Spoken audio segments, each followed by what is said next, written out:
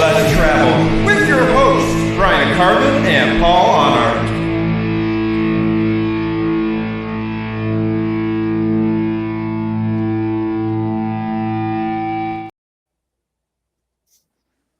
Hey there, welcome to Road Less Travel, episode 72. Happy Sunday night. We're here with sobriety coach and the founder of the Knoxville International Christian Film Festival, Rob Ekno. We're super excited to have you on tonight, Rob. How you doing?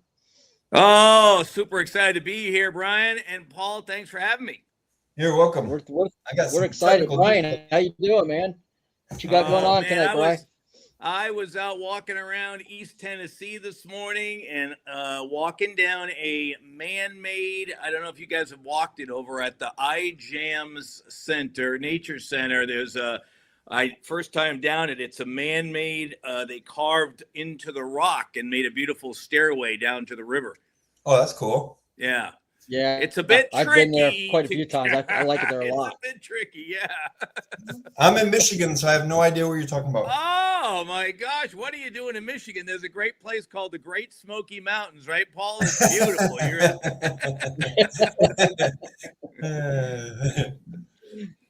Yeah, we've never actually been in the same place together knowingly. Nope. Bryan and I. Wow, that would be like a cage match, perhaps. You guys could do a live podcast. I'll be the announcer, you know? Well, you know, it's been suggested that we either have a dance-off or a fist fight, so I was leaning towards the fist fight. And then somebody made that picture of us with boxing gloves looking at each other. That's very cool. Very cool. But we wouldn't be able in the same class, though, because he's shorter and lighter. So I'd be like middleweight, and he'd be like that. What's that, welterweight? Yeah, it'd be a different weight class. Yeah. Oh my gosh! Definitely different weight classes. But hey, so if you're watching us on YouTube tonight or watching a recording of this on YouTube, I want to remind you we are doing our giveaway of Greg Laurie's book, Lennon, Dylan, Alice, and Jesus. If you're our 100th subscriber, we're up to 94. So if you're our 100th guy or gal, I'm going to send you this book free of charge. So if you hit that button and you're number 100, make sure you hit me up. Take a screenshot of that 100. Yeah, for sure. All right. So Rob, oh man, I'm really excited hearing about your story. We met at the Rise Up Con a few weeks back. It was the Kevin Sorbo event in Sevierville, Pigeon Forge, Tennessee. And you were set up for the Hollywood Prayer Network, and it was really cool getting to meet you there. And I was really stoked when you agreed to come on the show with us and talk about what you got going on. But it sounds like you had quite the journey to get from to where you are today. So, you could say that. Yeah. So yeah. I'm going to toss it to you and let you just take it away, man, and tell us your story, and we'll chat as we go.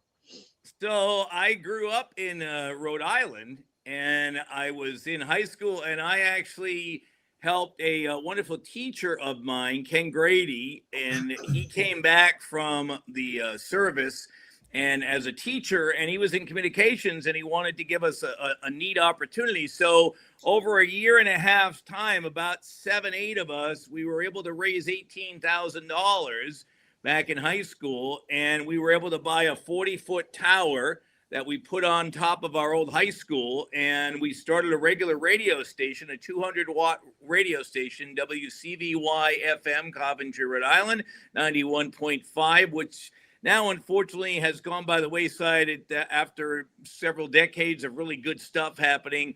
The teachers and stuff didn't have time for it, so they just used the stuff. But we had a regular newsroom, production office. We had to take transmitter readings. We all had to have licenses from the FCC. We had to do readings every hour. It was really cool. I mean, it was as professional as it gets. And many of my classmates, I just talked to one of them, Jonathan. He's doing some radio for, the last 30, 40 years. My friend Gary owns his own radio station up in Putnam, Connecticut. Alan, he is the voice of the Connecticut Huskies women's basketball team. Oh, wow. But he was a NASCAR announcer on ABC for years as well. So, and then there's me, Paul, who decided that drinking a lot of alcohol and snorting a lot of cocaine was a better route than doing anything intelligent with my life. So I had actually built up a career, and I was a nationally syndicated sportscaster out of Boston.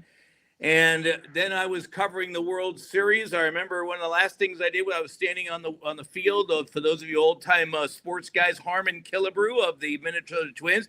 We were standing there at batting cage at the 87 World Series with the Twins and the Cardinals, and he's just standing there by himself. So I walked up and said hi, and all the other reporters are talking to other folks, and we had this great conversation. What a nice guy. And it wasn't long after that I was asking my mother to put me on a Greyhound bus because I'd lost everything. I sold my house. I made a $35,000 profit at the time. This was 30 some odd years ago. So even a lot more money than today, right?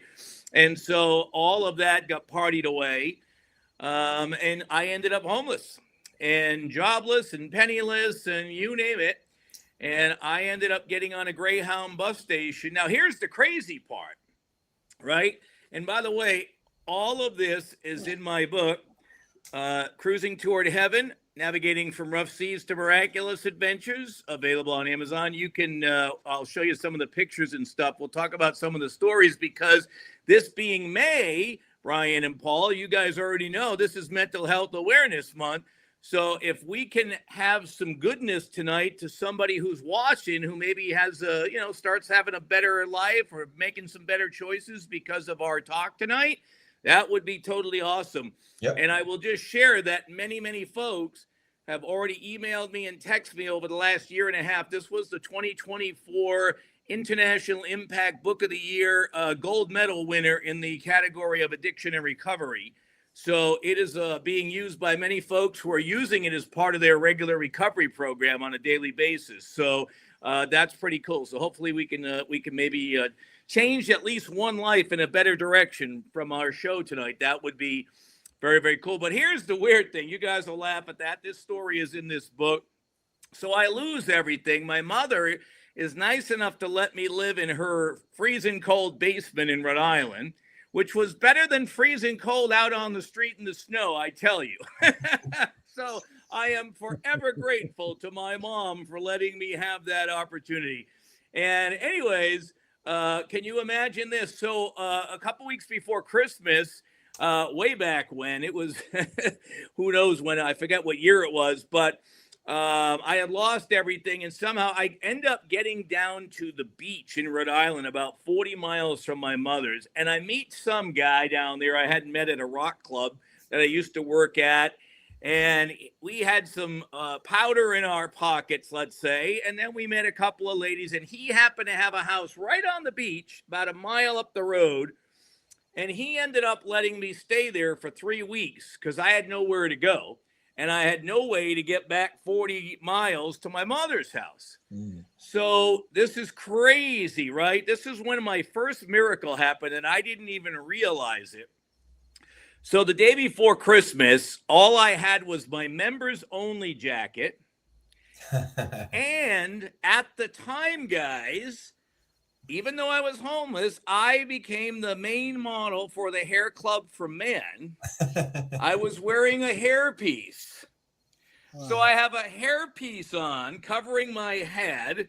I have a members only jacket. It's like 20 degrees. I have no gloves, no anything. It snowed the day before. And I ended up, and he's like, dude, you got to leave this house. My family's coming for Christmas. They don't want you here. Uh-oh. And it's like, dude, you got to get out. I said, I don't got a ride. I have no money. It said, dude, either I punch you in the face and you leave, or you leave on your own, one or the other, but you're leaving. So I decided to leave. And oddly enough, I walked directly across the street and I built a sand. I dug a big hole in the sand on the beach. And I thought if I hid in the sand, I'd stay warm. Well, the wind was blowing, the sand is in my eyes and everything. And I'm like, okay, this is not going to work out too well here. So literally, guys, I walked, and I only know this because I've gone back a few times to Rhode Island, and I took the drive and measured it with my car. So I walked 12 miles from his place on a long winding, which would be considered a Tennessee back road, or one of our normal roads in Tennessee, one lane on each side. Snow had happened the day before, so it was plowed and piled up. So when cars were coming, I'm walking on piles of snow, trying not to get hit. Took me just under 4 hours to get that 12 miles. And mind you, I had no clue how far it was at the time. I just kept walking to Route 95, which, of course, is one of the main, roadways in America. And I get to the entrance ramp, and this is where it gets crazy. And this shows you that God is so far ahead of me, even though I was making ridiculous choices at the time. I just stepped onto the entrance ramp, and a tow truck pulls up and says, "Hey, man, where's your car?" And I said, "I don't have a car." And he said, "Well, you called me." He said, "And I came down here to pick up you and your car and take it back to the shop. Where's your car?" Wow. I'm like, "Well, somebody else must have called you." I said, "Because I don't have a car." And so I look at the address on the side of the tow truck, and I saw that he was going to be going back 2 exits past the exit where my mother lived. Oh, boy. So I said, "Hey, man," I said, "I know you can't take me to my house. I don't need to get there." I said, "But could you drop me off at exit 6? I said, "Because you're going to exit 8.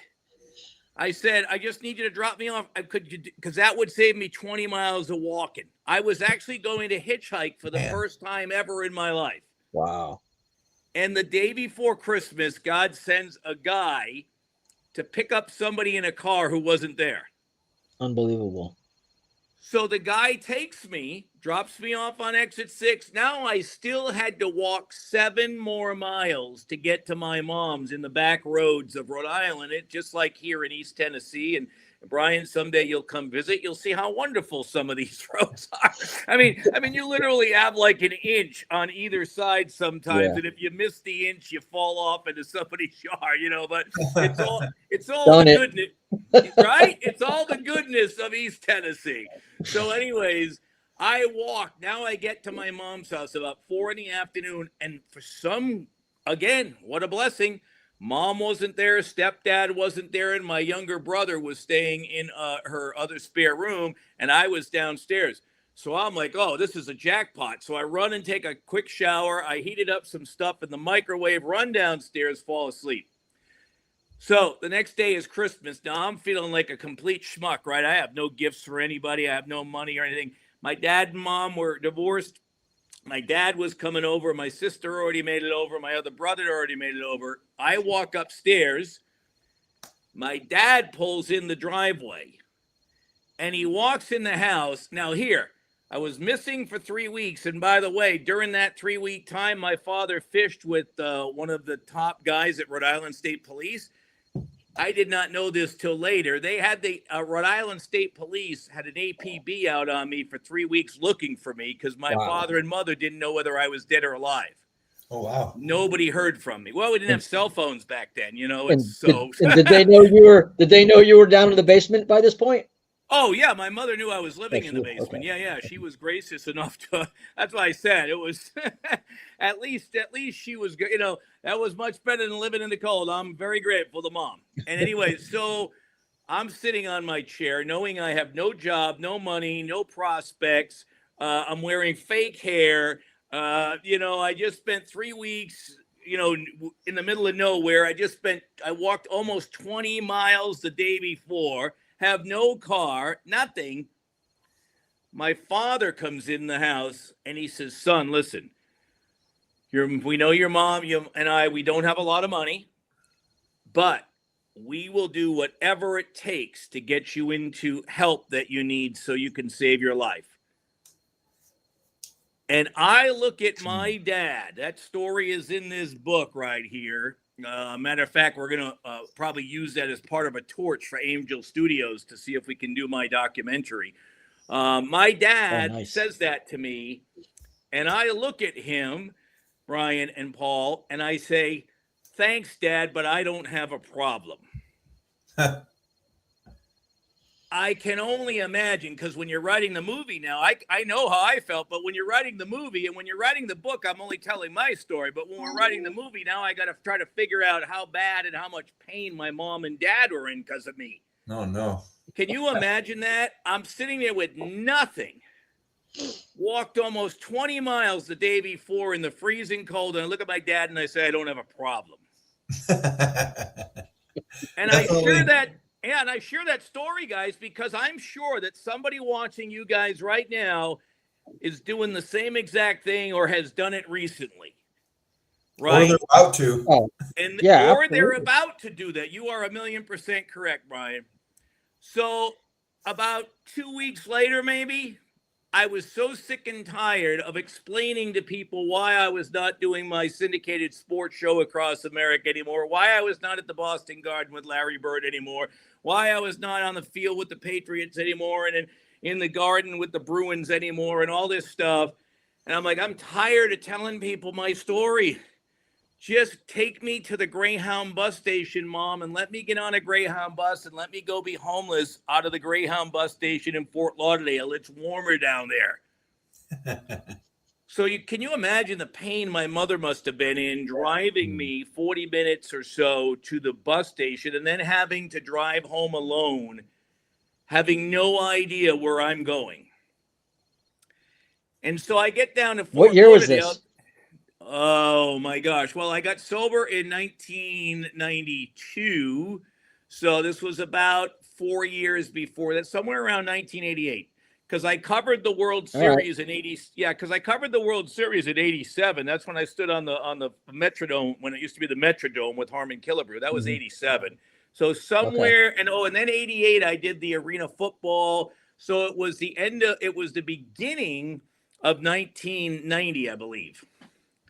The very, very beginning, because I also did a pro basketball. I was down in Fort Lauderdale at that time. Oh, were you? So, yeah, you did look familiar to me. You're that guy I asked you for a dang quarter so I could get a cup of coffee at Winchell's Donuts, and you told me to go take a hike. I remember you now. Yes. We're only kidding, folks. We had a good day if I only told you to take a hike in 1988. Yeah, no doubt, right? The candy store down there on A1A and all that good stuff down there, down on the beach. And boy, oh man, Summers on the beach. Yeah. Woo. Oh, the memories. So I tell them I have no problem. I go down there. And then, so back then it was way before 9/11. So they actually had lockers at the bus station. And as long as you had 4 quarters, you could put your whole entire life savings of stuff. I had a toiletry kit, whatever. And you could put it in the little lockers at the bus station. But you had to go back every 24 hours. Otherwise, they would throw your stuff out if you didn't put 4 quarters in. So I went down there with just a few bucks. I don't know how much I had, but I had a few. And here's the deal. So I'm there a couple of days, and I start walking up towards Oakland Park Boulevard and in a place called Wilton Manors. And I'm walking up towards Oakland Park. Well, I go past Oakland Park, for any of you know that Fort Lauderdale area. And there's a little Irish pub. And the little Irish pub on the side of it had a tablecloth outside. Well, I grabbed this tablecloth and I walked back because I had seen an apartment complex with only about a 3.5 foot high metal fence so that I could hop over it and lay on the lounge chairs and sleep at night outside. So I didn't have to sleep on the streets. And oddly enough, Bryan and Paul, I think it was last year or the year before, I took my wonderful other half, Monique, with me because I wanted to show her the story because she helps produce some things. And as a matter of fact, she's the award-winning editor of my books. I wanted to show her what she had edited. And crazy enough, the same place is still there and the same dang wooden chairs that were, half of them were missing the pieces and stuff like that. But it was still there, and I was able to take pictures and do a quick video. Oh, that's good. I know, that was really cool, right? So Yeah. yeah, we went on a tour of like I showed her where I was, and let me tell you what, Paul, I don't know when the last time you went down to Fort Lauderdale, but it is nothing like when we used to be down there. Oh, I know. I It left there is. about 18 years ago, and I was Oh down there man. this few months ago for family stuff. But yeah, it's completely different. But yeah, I was down I there. lived on the other side. I was in Port Richey, Florida. Oh, one of the We're all rich guys Florida on the guys. other side. There you go. That's what. Yeah, we were so poor. We were on food stamps.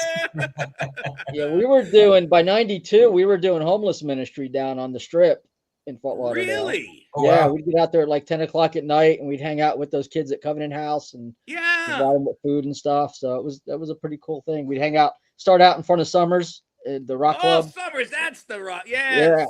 yeah, we'd hang out in front of there and hang out tracks, and then we'd make our way down to work towards Covenant House and spend time with those homeless kids and stuff. It was pretty wild. Wow. Did you guys remember Rosebuds too? Right up on Oakland Park. There was another place called Rose. Oh, September. Oh yeah, What about September's? I've Oh, only my been God. over to Fort Myers one time, I think, over on that east side. Other than that, I was always on the west. Okay, so Paul would know, but nonetheless, so well, bringing yeah. I back don't remember memories, Paul. I remember Rosebuds. Yeah, September's was pretty the much Button on South. the corner. Oh yeah. Absolutely. Oh, the button. Yes. Oh man, you're bringing it all back to me here. All right. Yeah, they had great So- shows there. Oh my gosh. Yeah, they used to have Saturday afternoon stuff. It was great. Yes. Oh man. Wow, all this good stuff. I forgot about all that stuff. So here's the story. So at some point in time, I go over and now I'm wearing this hairpiece that I had to pay for while I was in Rhode Island. And I had no more money, and of course, my ego was so big at the time. And you can read, you can read all about it in this book. Let me tell you.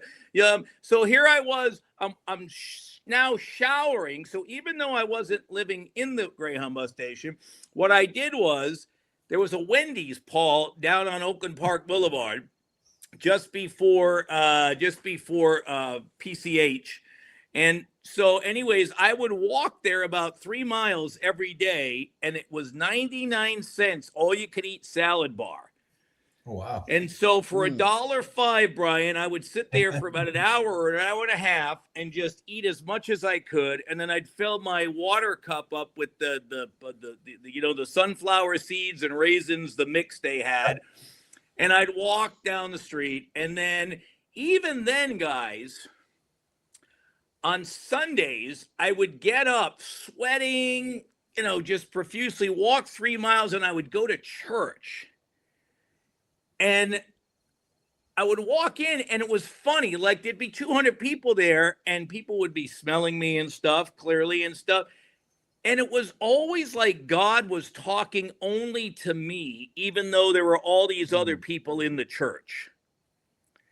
And so I knew that he was way ahead of me and that he had a plan. I just kept kind of screwing things up.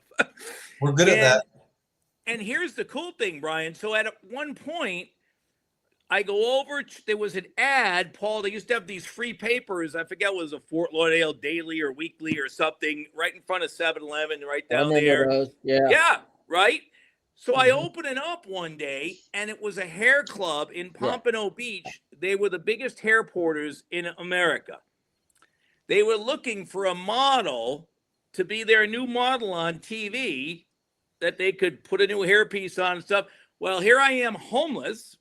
I take a bus over to Dixie Canyon in Pompano, and I end up walking another mile, and I go in, and now I'm sweating and stuff because I had just showered, as best I could in the men's room at the Greyhound bus station, put on whatever clean clothes I had.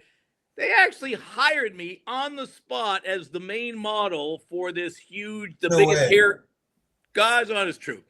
Read the story in here, Bryan. It's hey, we got this homeless guy over here. Yes. Well, they didn't wild. know that. I didn't tell them that I was homeless. Right. But you smelled and you probably looked the part, right? I did a good enough job, right? And so And so literally, it was either the next day or the day after, we shot this infomercial. So as I joke with all the people, by the way, now I'm very, very heavily involved in recovery. In case you're wondering at home, I do have over 33 years sober. I'm very blessed that happened, and it continues to happen. But back then, so I share in all of my meetings when I share, I talk about, they didn't know that I was homeless at the time. And so they do this thing. So I joke and I say, I was the guy that while you guys were jonesing at 3 a.m, looking around the rugs, trying to find a little speck of dope that you spilt on the ground throughout the night, I was the guy when they're saying, hey, Rob has no hair, but in about 30 minutes, we're going to make Rob look like a Hollywood movie star. Stay tuned to our show. And that was my claim to fame. I was the main model for the biggest hair importer in America on the infomercials. And so, but there came a point, Paul, that I was able to get a car from a friends who came down from Rhode Island, were a band, and they became the house band at Rosebuds. And for those of you who don't know, Rosebuds was a rock club in Fort Lauderdale, a small club up on Oakland Park Boulevard. Anyways, one of them says, hey, I don't need my car during the day. You can borrow it if you want. Well, I started going out to 441, which was about a 25-minute drive from downtown Fort Lauderdale. Mm-hmm. And they had a place, Bryan, where you could just bring your Social Security card. You got there at 6 a.m, and if they had work, they hired you. And it was mostly like painting. It was all physical stuff, painting and digging and, that stuff. And you got $25. Yeah, you got $25 for the day. And if you brought people with you, so if I brought the two of you, if you were there as well, you didn't have a car, I'd get $2 extra a piece for driving each one of you. So I'd make $29. And then they give you a check at the end of the day. You go to Circle K, you cash it. Circle K takes $2 or $3 off the top. So on most days I only had 25. So they take it, and then you buy some Doritos and a Pepsi or a Coke or something. I wasn't eating the healthiest at that particular point in time. Health was not my on the top of my list. And you end up working for 8 hours, and you end up with about $17. Mm-hmm. Now, a normal person would kind of save a little bit of that 17, and try to get an apartment or something. No, not Rob. Every time Rob got 17, $18, he found a way to drink it or find a dope dealer that would give him stuff. And so it just went around in a circle till one day. So now, Bryan, I'm down on the beach in Fort Lauderdale, and my mind says, what is the point of you living anymore? This is the mental health part of it, right? We're talking about mental health awareness.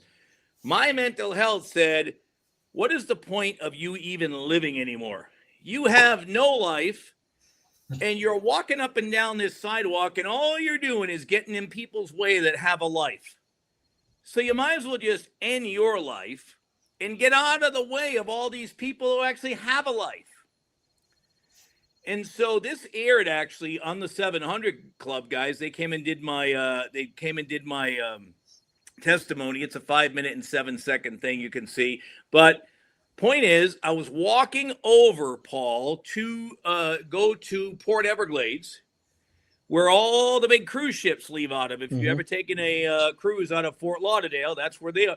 My goal was to wait for one of the big cruise ships to just start pulling out, and I was going to jump in front of it because it certainly couldn't stop once it started going right away, and I figured the party'd be over. Well, apparently, as you can see me standing here, God had a better plan, and I heard, Bryan, for the first time in my life, I heard a voice in my head. I wasn't somebody who heard voices. And the voice said, because I had a pretty good, like I said, broadcasting career before I started to go crazy with my thoughts and drugs and alcohol. But the voice said, why don't you go out to Hollywood and try to make something out of your life? And Paul, guys, Bryan, it was like It's a Wonderful Life, where Clarence Oddbody comes to George as Bailey as he's ready to jump off the bridge because he thinks his life has no purpose. Mm-hmm. And Clarence starts going through all these wonderful things about George did and how he helped the community, even when he was a little kid, and he decided not to bring the pills to the guy and all this stuff, right? And for some reason, I decided to go back and I sat on Fort Lauderdale Beach and I sat there and I'm like, I don't know where that came from. I don't know what you want me to do, God. I mean, I'm done. You know, this party's over. Paul, I walk directly across the street to the 7-Eleven. And again, the free newspaper stand was right there. And there was one on top of it. Somebody had pulled one out, left it on top. I open it up, Bryan. Here's another crazy miracle. There's a guy looking for someone to drive his Crown Victoria from Fort Lauderdale up to Providence, Rhode Island, my hometown. Wow. They'll give you $100 in gas. Now, mind you, this is 30 some odd years ago. So gas was what, $1.50 or something. So 100 was more than enough. And $200 cash once you delivered the car. You only had 3 days to get it there. Now, mind you, if the two of us or three of us were driving, it's a 24-hour drive. You're making it in one day. Right. So I had 3 days to get there. So I called this guy. Out of the blue, I had found a quarter or whatever on the ground. They had phone booths back then.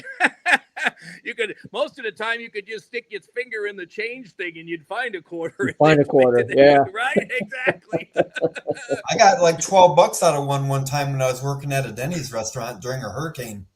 Dang. I had a butter knife and I'm sitting there right into my hand.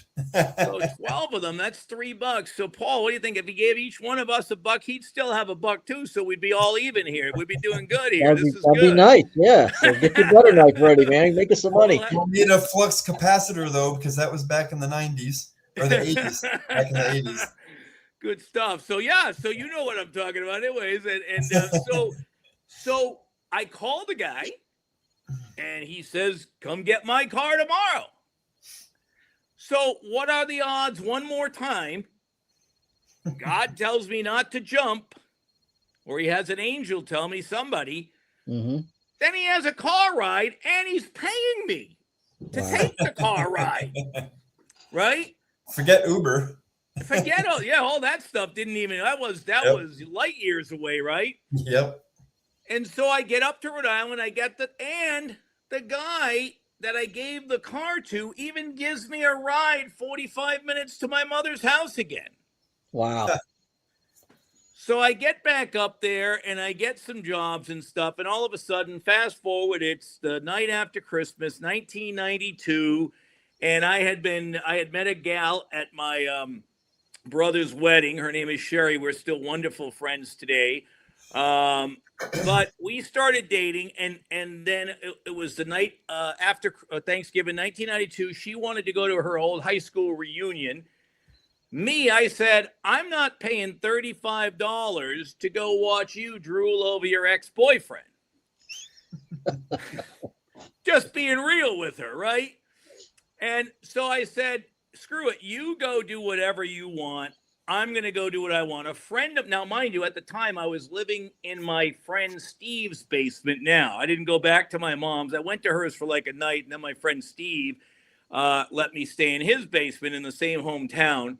And he also had this beat-up old pickup truck. You guys would laugh. It looked like the circus mobile, because in Rhode Island what happens, and maybe you guys in Michigan too, Bryan, with all the salt on the road in the wintertime, it eats away the quarter panels on the cars, and you've got to have fiberglass, fix it and all that.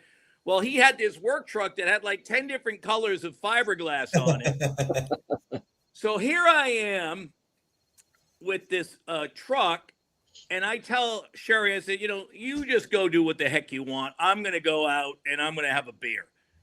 So I go to this pub in my old hometown. Well, I wasn't willing to spend $35, so I end up spending $80 drinking that night. Now, mind you, in today's day and age, that's not too much. But back then, when everything was $1.50 and dollar shots, that was a lot of booze.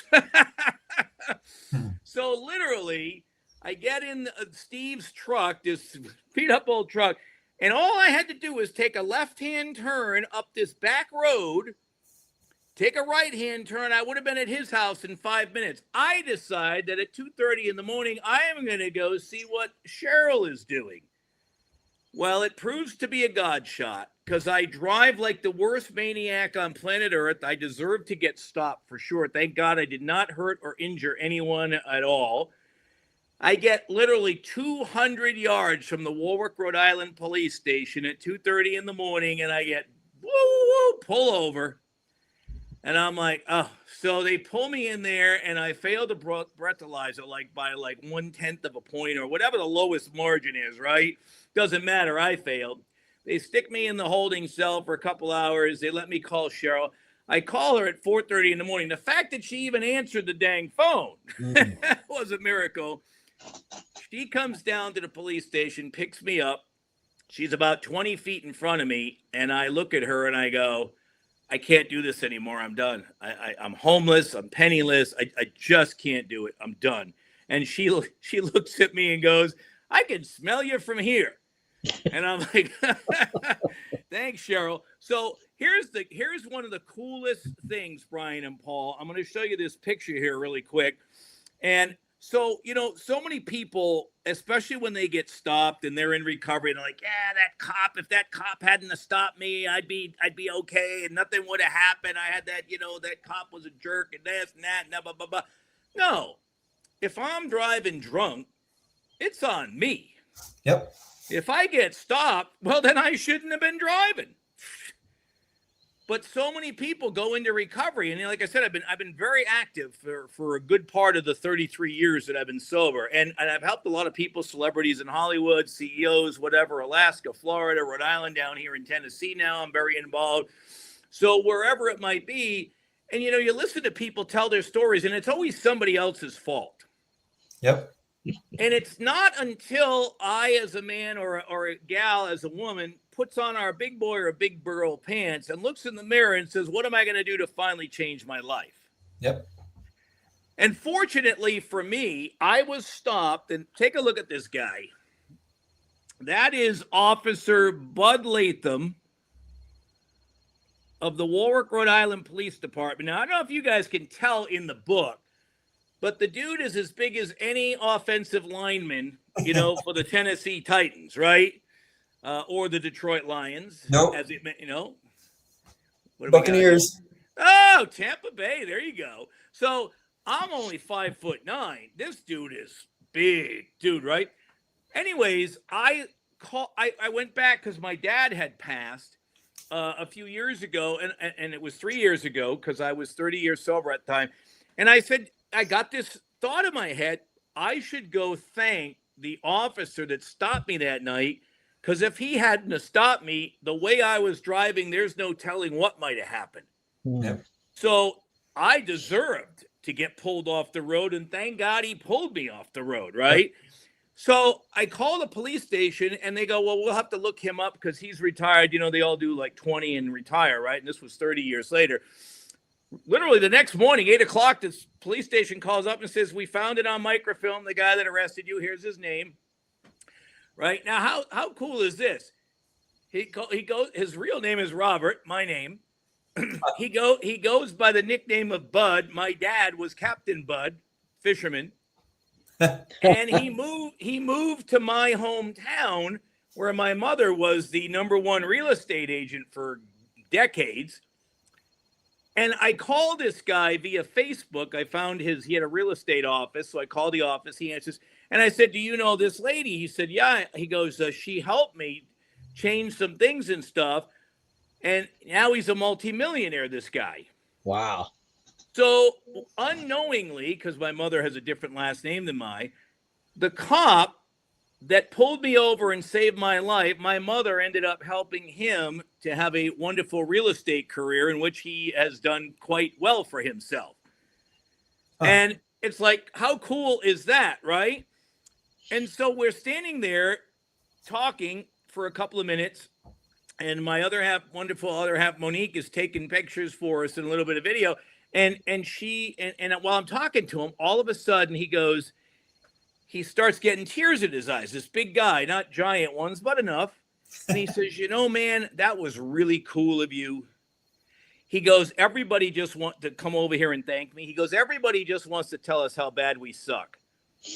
And I said, well, all I can tell you is this, Officer Bud, because you had the courage to do your job and serve and protect the community of Rhode Island that night against me, this deviant who should have never been on the road in the first place. And I deserved whatever you did, which all he did was put me in handcuffs. He could have walked me across the street. We were so close. But I said, because of that, I have been very, very heavily involved in the sobriety community in California, where I was living before Tennessee. Then I went up to Alaska, and I'm still to this day, 12 years later, still very involved on a weekly basis up there. And now here in Tennessee.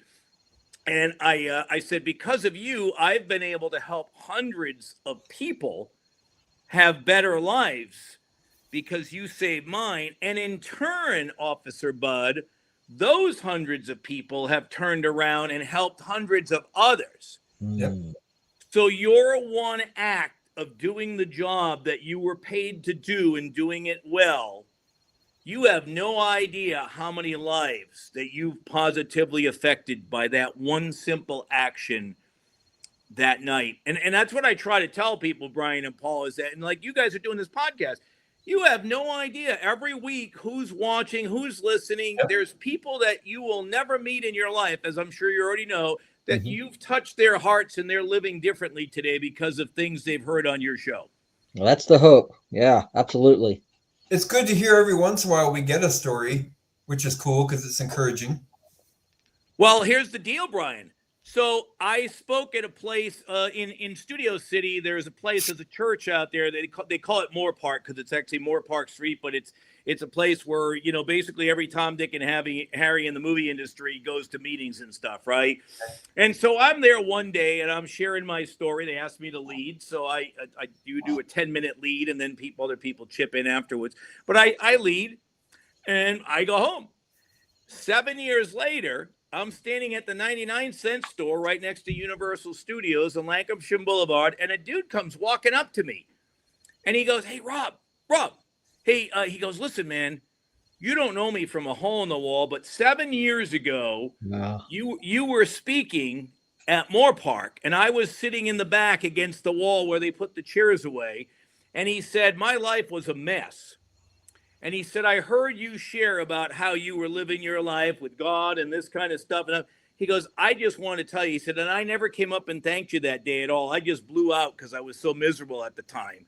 He goes, "But I see you here now. I had to come and thank you." He said, "Because of what you shared, I've been living the life that you shared about the way to live your life. And now I have a wife, 2 kids. I have this wonderful, glorious life. I have a wonderful job. And I just wanted to shake your hand and say thank you." Man, that is so incredible. So that's why I learned a long time ago, Bryan and Paul, is that whatever you do, even if you're having the worst day ever, like the day my dad died or the day my dog died, you know, the things that are precious to us, or jobs lost, or whatever it is, there's some joy that I got to find in something during that day. And I need to bring positivity into something during that day, whatever it is I'm doing. Even if it's shaking a veteran's hand as I'm walking into the grocery store and thanking them for their service and getting out of my own head, right? Yep. Well, here's the cool thing on that one, Bryan. This is what I do: a lot of meditation in the morning. I get up, I pray, I meditate for an hour, 2 hours or so. And so I get a lot of really cool thoughts. And so one of them was, this one here just elevated things. Names are very, very important. Yep. So I learned names because we all, like, if I just looked at the two of you guys, "Hey guys, how you doing?" If I saw you at the, the ice cream shop, whatever, "Hey guys, how you doing?" I go, "Hey, Paul, Bryan, what's going on, guys?" See, it just enlightens you because you feel that much more value just because of somebody called you by your name. Yep. So now what I do when I meet veterans is I say, "Hi, thank you for your service." And they always go, "You're welcome. Glad to do it." And then I take it one step further now, and this really is cool. I say, "By the way, what is your first name?" Now, you would never know that there were so many Jacks that fought in World War II, but there's a whole lot of Jacks that fought in World War II. But nobody has ever said, "What do you want to know my first name for?" Right? They always say Jack, Chip, Kurt, whatever it is. And then I get to say, "Jack, thank you. Robert, thank you again for your service. And then it just doubles and then they look at you while they're walking away like, was this some weirdo and it was like, wow, that never happened before. So we get to be the person that God created us to be by doing small little acts of kindness. I did that the other day, just yesterday, when I went to Menards. Yeah. And there were three older ladies putting all their stuff away, and they were smiling and everything. So I just walked up to them and said, "Hey, how you ladies doing?" I cracked some kind of dad joke, and they laughed, and just it made a good day for all of us. I felt good after doing it, and they went away. They thanked me, and they were smiling even more. So. Well, here's the weirdest thing. I was just telling somebody this story the other day, Bryan. I was in San Diego before I moved out here. One of the last things I did, I was in a Trader Joe's, and they have their name tags on their shirt. But even though they have their name tags, still most people don't even ever call them by their name. They're just like, "Hey, how you doing?" Yeah, right? Yeah, I never thought of that. I'm in there one Saturday at this place, never been into this one, down in San Diego. And there was a young kid, maybe he was 18, 19 years old, somewhere in that range, no older than that. And he's the cashier. So I get to the cashier and I see his name, Chris. So I go, "Hey, Chris, how you doing?" And he doesn't respond to me. And he starts ringing the stuff up. I said, "So, Chris, how's your day going?" And he's like, "What?" I said, "Chris." He goes, "What do you mean?" I said, well, that's your name, isn't it? Or are you borrowing somebody else's name tag today? And he's like, "Well, yeah, no, that's my name, sir, but nobody ever calls us our name." And I'm like, "Really?" He goes, "Yeah." I said, "Even with your tag on?" He goes, "No, nobody ever calls us by our name." He goes, "They just grab their stuff and go." And I said, "Wow, that's interesting." I said, "Well, I learned that names are very important, and you're obviously a wonderful human being, and I wanted to recognize you." He leans over and he says, "Sir," he says, "any chance, I know it's really busy, but any chance you could walk around after you cash out and get back in line and do that again?" And that right there taught me the value of how powerful just learning somebody's name and recognizing them for who they are in this world, how much that can change them. It's the simplest of all things, right, Paul? Oh, sure. Absolutely. It's huge because when I transplanted to where I'm at now because it was my wife's family and everything. Mm-hmm. And I tell you, we went to this big church, Emmanuel Church, and for the longest time, 2-3 years, I was Candy's husband. Was my wife's name.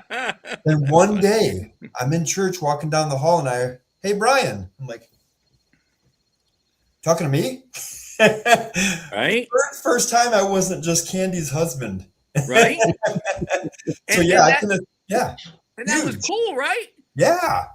Stop me dead in my tracks. That's what I'm saying. So listen, I'm in the grocery store the other day here in East Tennessee, and normally I have a basket because I get enough stuff for a basket. But that day I just wanted to get a couple of things, so I just grabbed one of the little. When I say basket, I mean the ones you push. But this one, I grabbed one of the little green baskets, right? And I put it up on the counter at the cashier. There was somebody in front of me, so I put the bar thing out, whatever it is, the plastic divider, put my stuff down and take it out, put it on the counter. And the lady, while she's checking the other lady out, the cashier says to me, "Thank you for unloading your basket." And I said, "Oh, okay, you're welcome." And so I get to my turn. The other lady cashes out. I get there and I said, "That was nice of you to thank me for emptying my basket, but everybody does that, right?" And she looks at me, and the bagger that was with her as well both looked at me and shook their heads no. And they said, 95% of everybody that puts a basket up there expects us to empty it for them. Wow. I said, "Are you kidding me?" She That's said, crazy. "No." She said, "You're one of a very, very few that has ever," she said, "I've been here for like 25, 30 years. You're one of the few that has ever emptied your basket without making us do it for them." I always do that. Yeah, I always do it. I didn't even consider I not thought doing so that. too. But then Yeah. the weird part was I went to another different grocery chain just a couple days ago, right? A couple days after that. And I put the basket up there and I said, "It was weird. I was at this other place yesterday or 2 days ago, whenever." And I said, "This happened." And again, The cashier and the bagger look at me and go, nope. Most everybody just sticks the thing up on the thing and lets us empty it out for them. I said, well, that's weird. That is I said, weird. I would never do that to somebody else. And they said, well, most people do. Yeah, And it's I'm like, unbelievable. it's amazing how the little smallest things people remember one way or the other, right? Good or bad. Hey, Well, Rob. it's funny because, grocery stores, I've heard this about, and my wife's in the restaurant business, so she sees it firsthand. Sunday after church, worst experience for service workers. They get treated horribly by the after church crowd. And that just is so uncanny to me. You just came out of a place worshiping God, and then you treat people like garbage. Exactly. How was that a thing? That's bad. It is crazy, and that is your thing. I mean, I used to watch people. I've been a volunteer at churches for years, and I would watch people leave the parking lot, and they just get out. Yeah, I love you, Jesus, and I love you, I love you, I love you. They get in their car, they pull out, and somebody cuts in front of them. They're blowing the horn, they're flipping them off, they're yelling, "Yeah, you want to go at it?" And I'm like, you just left all this peace and serenity. It's uncanny. But that's why prayer and meditation for me is so big in the morning. If you start your day with peace, it makes it so much better and easier to get through this world. Because here's the bottom line, right, Bryan and Paul? If I leave my driveway, if you leave your driveway, the world is going to happen. Yep. Mm-hmm. And it's going to happen because it happens the way it happens. Right. The people that are driving like fools did not get out of bed and go, hey, I'm going to, there's this Bryan and Rob and Paul, and I'm going to really tick them off today. They're going to be driving up the 40 freeway, and I'm just going to be following them on their bumper, and I'm going to be blowing my horn and cutting them off and slamming my brakes on. No, they're not thinking about us. They don't even know we exist on planet Earth. Nope. They're in their own world. The people at the grocery store, they see you standing there with 2 items and they race their cart up in front of you and they got 65 items. And it's like, what? And, so I've accepted the world as it is. And then I set healthy boundaries. Like I don't let people abuse me. So Mental Health Month here, we're sharing about this tonight, right? On May. Mm-hmm. So if you're going through tough times, no is a very acceptable answer. Yes. And no without an explanation. No with love, without an explanation. Rob, if you'll walk to Michigan, I'll take you fishing out there on the Great Lakes. It's like, thank you, Bryan, but no. That's right. We're not going fishing. Send me a plane ticket. I'll come, but it's interesting. So many people are afraid to stick up for themselves. And to say no, and they feel like I got to please everybody. That's not what God put us here to do. Nope. No. He put us here. All I can ever be is the best Rob that I can be. I'm not the president. I don't own the big businesses. I don't have the billions of dollars. The only thing I can change is how I treat you guys right now on this podcast. Mm-hmm. Right? How do I treat my wonderful other half and my beautiful cat when I get done with this podcast? How do I treat the people tomorrow morning in my recovery meeting when I go there? Yep. That's how do I drive down the road to get there? Right? Are you being a light or are you hiding it under a bushel? That's a good one. That's a good one. And it's like, I don't have to like the way all the stuff in the world works, and neither does anybody else. I don't. But I have to. But if the law says you can only go 70 and you're going 100, there was a guy the other day here in East Tennessee. I don't know if you saw this on the news, Paul, but anyways, there was a guy who got caught driving the wrong way down a street, and he got arrested for DUI and stuff, and he's appealing the guilty decision put upon him by the court. It's like, what part of driving? I mean, you were in the driver's seat. The car was going down the road. but that's advice of an attorney. The system is like a circus, dude. I won't even get into it. Yes. So here's the cool thing. So first of all, I got to say, for those of you who have been watching and you want to know the whole story, I'll tell you really quick. So my brother David, when I was living on the Greyhound bus station, my brother David helped me. And when I got back to Rhode Island stuff, he was helping me out when I was living in Steve's basement and stuff. David had 4 years sober. He gets a beautiful baby daughter. He had a tile and flooring company up in Rhode Island. He had a wonderful wife, all this stuff going for him. He had everything that I would want, right? As a sober human being. He was my younger brother. But this disease of alcoholism or drugs or any of that, so whatever it might be, gambling for people that gamble away their whole life, and they don't feed the family, whatever it might be, right? Right. Cunning, baffling, and powerful. So at 4 years sober, David, with all of this goodness, him and his wife look at each other and they think, well, we should be able to drink like the normal alcoholic or the normal person because they've been sober for 4 years. Right. Well, David did at 28, and 8 months later, we buried him. Wow. And he left behind, I'll see if I can find his beautiful picture. He left behind his amazing, wonderful, oh, by the way, check this out. This is one of the stories in here. I just came across this picture in the book. Check this out. Now, you guys will not believe this because it does look pretty dang good. That is actually me with my very first hairpiece in Hollywood.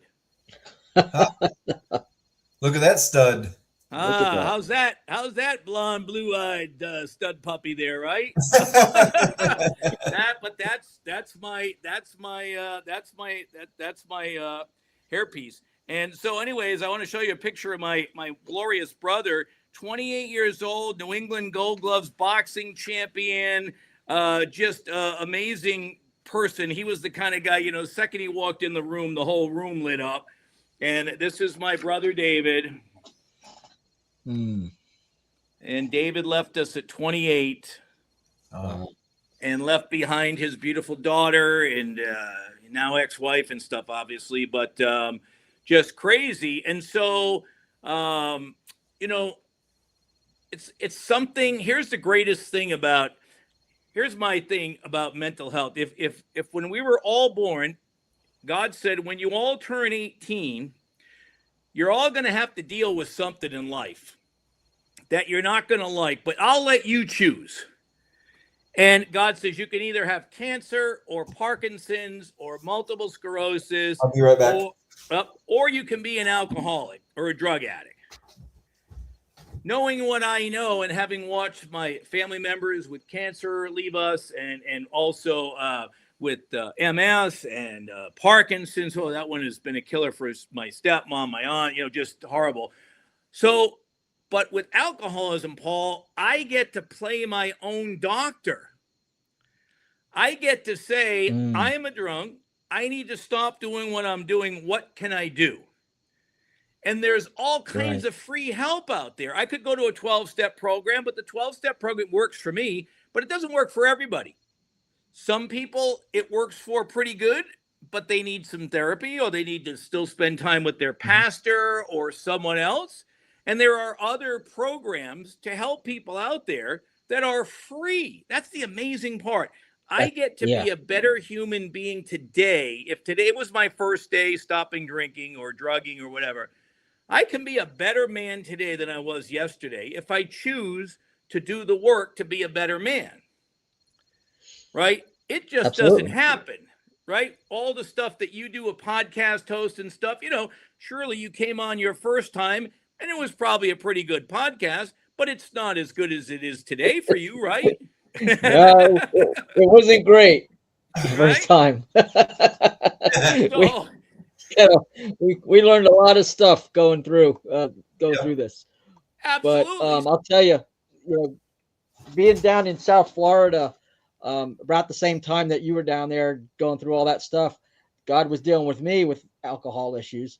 My drinking was escalating, and I had a love affair with Jack Daniels for a little while. And Jose, my buddy was Jose.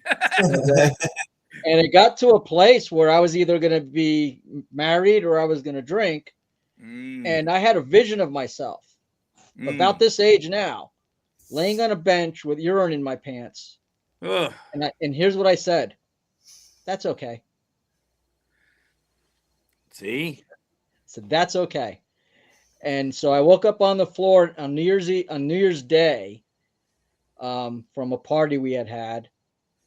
And I don't remember exactly what year it was, early 90s. And I just prayed, man. I was like, I don't want to quit, but if you want me to quit, God, you got to quit me, because I know I'm not going to be married for much longer if I don't get this under control. And that was it, man. So I'm one of these guys that the Lord just delivered it. But I know that there's people in recovery. I know that that's a huge thing, an important thing.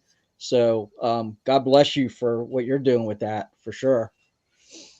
Well, and I appreciate that. And I'm glad to hear your story too. So, that's good stuff. And, I get up every morning and I ask God, how do I be of maximum service to you and my fellows? What can I do to be a better man in this community? Right. And we never know who it's going to be, whether it's Chris in San Diego, whether it's the clerk over here, on Middlebrook Pike in East Tennessee, where I just empty my stuff out of my basket. I mean, you never know what it is. Mm-hmm. But I promise you one thing, God does not ever ask us to do anything completely miraculous. He's the guy of miracles. He's the God that saves people. None of us are ever going to save another human being. We don't have the ability, but we do have the ability to shine a light and open their eyes and ears where they say, well, wait a minute, this bald guy was able to change his life. This guy with a lot of hair was able to change his life. Well, maybe me with a little bit of hair can, have a better life. I mean, who knows whatever the rationalization is behind it, right? How about people with ponytails? Oh, there you go. How cool is that, man? I always wanted. You guys are making me so jealous here. I'm telling you. But so about that. Okay, so in this book, I showed you the picture of me and my first hairpiece. So we'll leave it at that. But so this is the greatest thing that I always pray for people. And if you're watching right now, I pray if you're in the position that I was in or Paul was in, that yes, Paul was in. And if you're in that position where we were thinking crazy stuff and maybe we should just end it all and it's just too much and all this, here's the deal. So 10 years sober, I'm out. By the way, 11 months after I got sober, my dad gives me a car in Rhode Island. And this is crazy, guys. It was a 1984 Chevy Chevette, two-tone paint. Back in the old days when they had the Pintos and those types of cars with like the dark paint, light paint, I had dark a Chevette. paint. Right? My mom had a Chevette. Yeah. Hatchback. Yep. No electric windows, roll-up windows, no air conditioning. And in Florida, your dashboard is made out of that stuff, and it gets all chalky and. Oh man! And that fake leather seat. Oh. Jeez.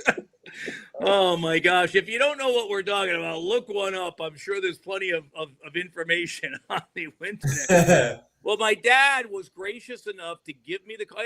And listen, guys, this was it. And I'm not a car guy, so but it was a five-speed diesel engine in a Chevy Chevette. Oh, mine was automatic. And that would have been nice.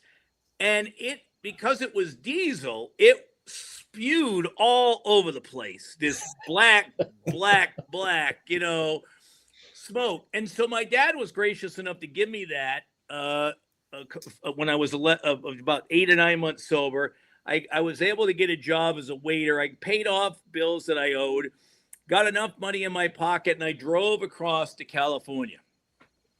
And I made it in that car with driving across the Arizona desert and Texas. Wow. And it was hot. And if it started raining, you had to pull the car over the side of the road and roll up the windows. And, it was crazy. But here's the big deal. We were talking about the hair, and you guys with your hair and my with no hair, right? So what happened, I'm 10 years sober, and I had been blessed out in Hollywood. After a while, I started working on these TV shopping networks, selling jewelry and stuff. And what happened was I had to keep putting this thing on. They had it where there was a clip on the hairpiece, and then a clip on the hairpiece, and a clip, and then a piece of double-sided tape in the front. and you clip that to the hair that was remaining on the side of your head, right? So every day I spent 45 minutes in my mirror trying to blow dry and make this fake hair not look fake. And then what would happen is the ends would start getting light on it, and I have to go to CVS or whatever and grab some coloring and try to color the sides of the hairpiece so it matched my hair. It was a project, Paul. I mean, I spent, Bryan, I'm telling you, I spent so much time, wasted time, right? So then look at all that. Oh my gosh, these guys. Oh man. And the gray is starting to come back in. I just had it colored. Let me, can I call my other half and just have her go get the biggest knife we have in the kitchen and just stick it right here? No, don't, because by the time I'm Bryan's age, I'm going to look more like you than Bryan. I'm starting to thin. So here's the deal. So I started getting, on my days off, I would wear a baseball hat to my recovery meetings. And one day my sponsor comes in and he says, hey, I was just talking to somebody about you yesterday. And the guy said, oh, you mean the guy with the baseball hat? Because that's how they remember. Now, they weren't saying anything bad, right? But that's how they always saw me.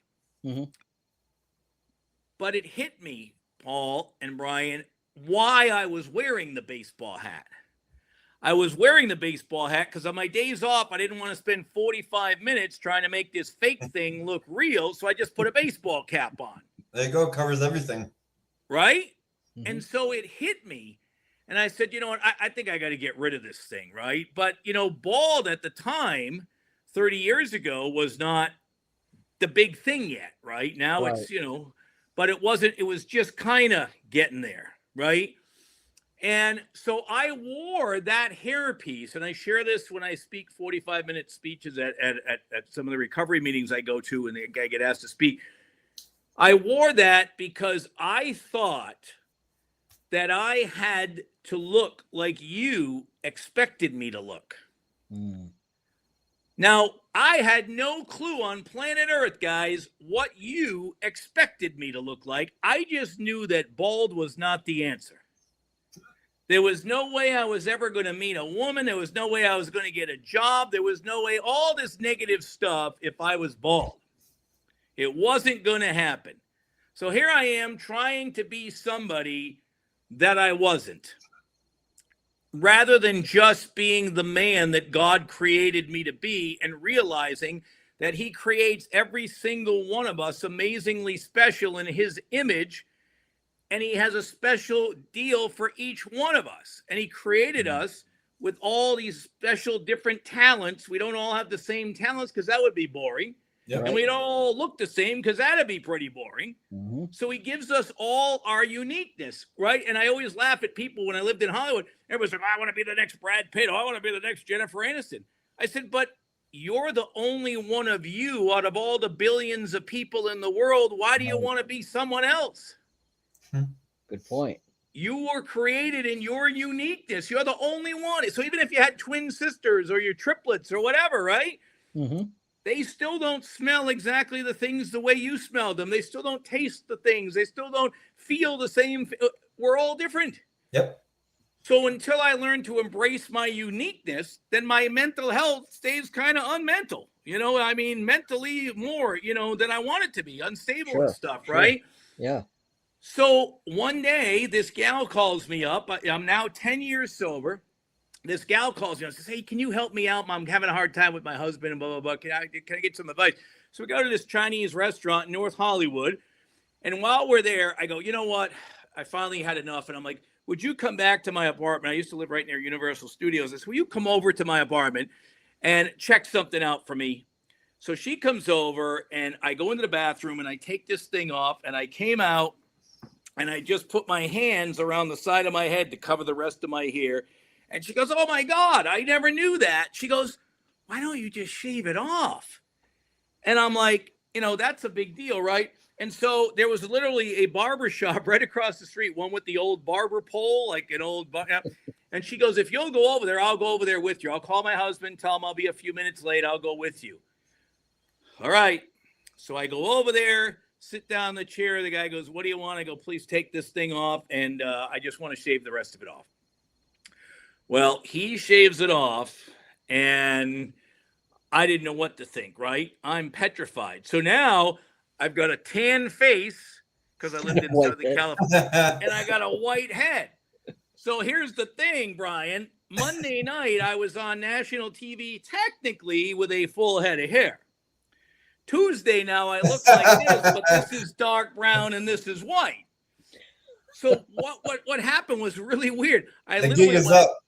I went a quarter mile. Talk about the gig is up, but how cool is this? You are correct. I went down about a quarter mile to my post office, opened up my box to get my mail. There's only one thing in the mailbox, Paul and Bryan, and it is a magazine that somebody just sent me out of the blue, some marketing company.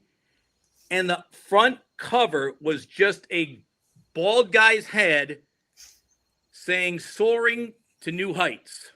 Wow. 5 minutes after I did this, right?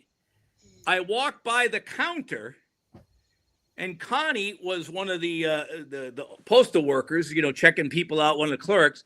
And I walked by, and she's got a customer there, and I've been going there for like 10 years or so. And I walk by, and all of a sudden I hear, "I love it." And I look over, and she goes, "It looks great." And I'm like, she's dealing with a customer, and she noticed it was me, right? Wow. And so that was some pretty cool stuff. So I call up my friend Melissa, God bless her. She's in heaven watching down. She was sober, but she ended up getting breast cancer that took her. I call her up. I said, "Melissa, you'll never believe it. I finally got rid of the hair. It's done, blah, blah, blah." And she's like, "Oh, I'm so happy for you." I said, "Well, the problem is I got to go on TV in 3 hours, and my face is all brown and my head's all white." So she goes, "Come over here. I've got some bronzing tanning lotion." Oh, no. Literally, Bryan. So I go over to her house a couple miles away, and she bronzes my head, trying to match everything as close as possible. And then she's like, "Here, just take the spray stuff in case you need it." So here it is. I drive to this place. It was called Glendale Studios, next town over from Burbank. And I go on the air, and I walk in the studio, and this is like 25, 28 phone bank operators right there, and the cameras. And I walk in, and I've got my suit and tie on, and the whole place looks at me in complete silence. So either they were wondering, who the heck is this guy in here? Or they realized that it was me and I'd finally done something. So they go on doing their thing, and the host on before me recognizes me, and he goes, "Oh my." And he goes, "Ladies and gentlemen," so he's on national TV. He goes, "Ladies and gentlemen, do not move. In about 3 minutes, you're going to see something across America that you've never seen before." So he gets done and says goodnight. It's now my turn. So I simply step in front of the camera, all the phone banks in front of me. And guys, I just stood there like this with my sport coat and tie.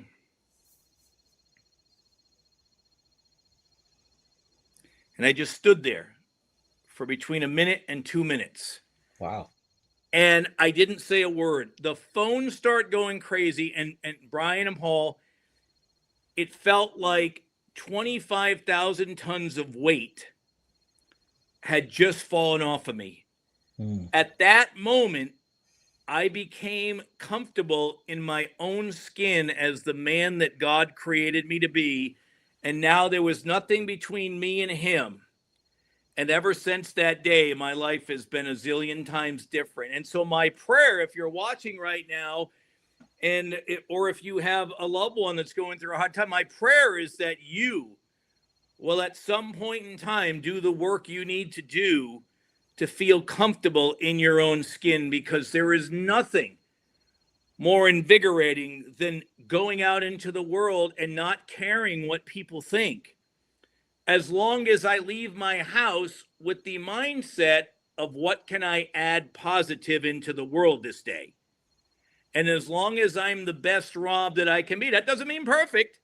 Nope. Right. Every day is going to be different. Some days you might as well just stay home and sleep. I tell people that. It's like, just stay home.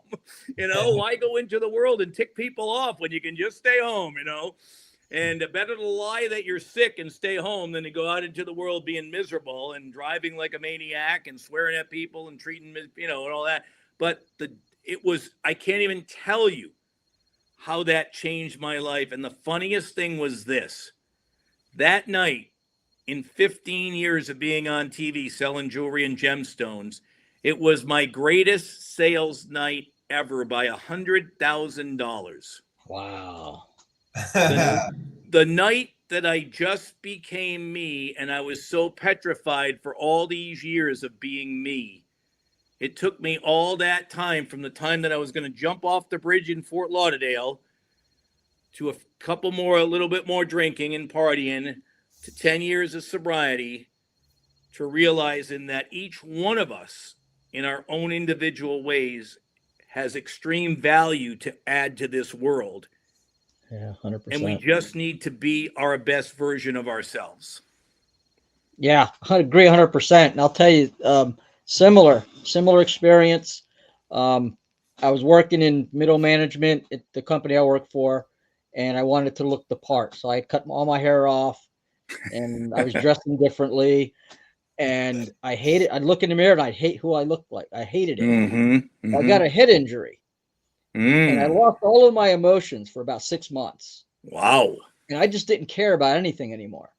So I grew my goatee out real long, and I had my head shaved at the time. And I was like, you know what, man? I don't care anymore. I'm just going to grow my hair out again. And if it hurts my career, it hurts my career. I'm going to be. And then God opened up doors for ministry. And we started, me and Victor Griffin from Place of Skulls started Metal Mission of Knoxville. You saw the banner at the event a couple weeks ago, and it just, God was just said, finally, be you, yes, and I'll use you. Yes. And it's the same thing, opposite outcome, but opposite road, but same outcome. Yeah. And so I get it, man. I get it 100%. And if you're watching this and you're struggling with trying to fit a mold because your church is telling you how you should look, or your job or whatever, the people around you are telling you how you should look and dress, be you that God made you to be, because he's going to use that to reach people that others can't reach. Yes. And That's why I wrote that song on our second album called Who I Am, that my daughter sings with Benjamin Birdsong, because it's about peer pressure. Wow. Yes. She was only 14 doing the keyboards and doing her vocals on that album for us. It was really cool. Wow. But peer pressure is a big thing, and it goes into adulthood too. So don't be ashamed of it. Do like Rob did. Find that breakout moment where God's going to use you no matter what we look like, right? Because when I was 10 and a half, I was hitting the left eye with a plastic hockey puck. Ooh. I had to take 10 different medications. I had 9 different surgeries over my lifetime. And now I'm just used to it. Now I have an artificial eye in there because the other one was going to kill me. You have a pressure in your eyes. Yes. And the pressure was so high that it was a humid day. And I went out to play basketball and I shot the ball like this up, and I pump faked because the guy was going to block the shot, and he missed the ball and hit my eye, and I had a global rupture. Oof. But it actually felt good because all that pressure just released. Really? Yeah, it was weird. So you have one glass eye? Plastic. They don't do glass anymore. Wow. Just at the event that Paul and I were at just a week or two ago, there was a gal there. Christine came from Missouri. Okay. She shared her story. She has 2 artificial. Excuse me. Sorry. She has 2 artificial eyes because she had been, talk about never going too low to be useful in God's world. Her foster mother sold her into sex slavery at 15 years old for $2,500. Wow. She was beaten, battered, and abused for 21 years before she finally was able to escape. And then there was so much pressure on her brain, and she had a choice. Talk about this choice, Paul, with yours as well. I'm sure, it's tough choices, obviously, when we're giving up something that's really a valuable part of one of the most valuable parts of our life, right? So she ends up getting away out of the thing and escaping one night. And so she meets a boyfriend. She ends up getting pregnant. And she goes to the hospital because she started going blind. The doctor says, well, we can cure your blindness. We have a pill that will do that you're blind because of the inflammation on your brain. And we have a pill that will cure that. He said, the problem is it will kill your baby. Oh, wow. So she made the decision to go and have the baby and go blind rather than lose her child. And then, like your situation, it became so painful that they eventually had to take her regular eyes out, and now she has two. That's interesting that within a 2-week time period that I'm meeting two folks. So the point is, even in the condition that you're in with only one eye, you're sitting here, you're going for life, right? You're just like Christine. You're not sitting on the pity party going, yeah, well, you just don't know my story. Well, yeah, we know your story. You know what God wants you to do with that dang story? Tell it. Yep. Right? The more, the merrier. Absolutely. Well, I'm 60 now, and it happened when I was 10 and a half. Wow. You've lived your whole life with one eye, basically? Oh, I've schooled people on the basketball court, the football field. They didn't even know it. Wow, that is beyond incredible. So here's this amazing story that you've got. Yeah, and now she's also, same thing as you, you're doing podcasts and music and stuff. She is an author, a speaker. She's traveling around, sharing her story and stuff and trying to help people and stuff.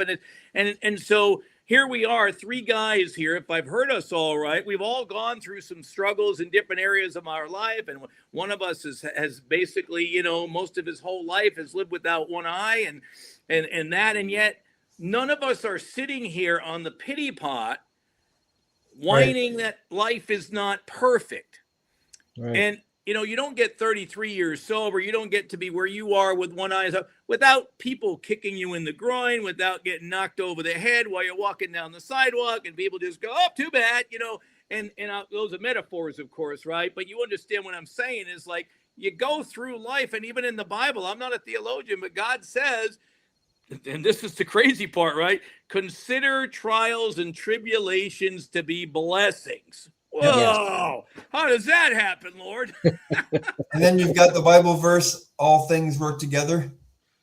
That is on my wall in the other room, Romans 8:28. It is right on the wall. And Christine shared, as you have learned, Bryan, she shared, who would have known that in my losing of my eyesight is when I ran closer to Jesus, not run away and badmouth him, but I ran to him, embracing him, that he saved my life, saved my daughter, and gave me an opportunity to continue going on.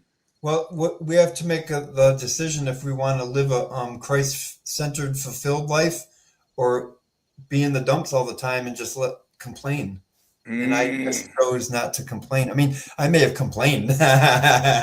Don't we all? Yep. But that doesn't define us. That's the point. Right. The complaining, it happens just like we fall down sometimes. Get back up again. Yeah, but that doesn't define us. Right. And right, so correct. That's the important thing. So I'm really interested in getting to how you got involved with the Knoxville International Christian Film Festival, the Hollywood Prayer Network, which you guys were manning the booth for at the Rise Up Con. How did that all come about? Because that's so fascinating to me. Well, it's pretty fascinating to me, too. It's amazing how God uses us. Like, I go back and I look, and I realize that he's been setting me up my whole life for this plan that he had for me. So the point being, if he's doing it for me, he's certainly doing it for each of you. And if you're watching right now, even if you don't want to accept the fact that he has an amazing plan for you, he does. Because he doesn't pick it. He loves us all the same, and he has all a very special plan.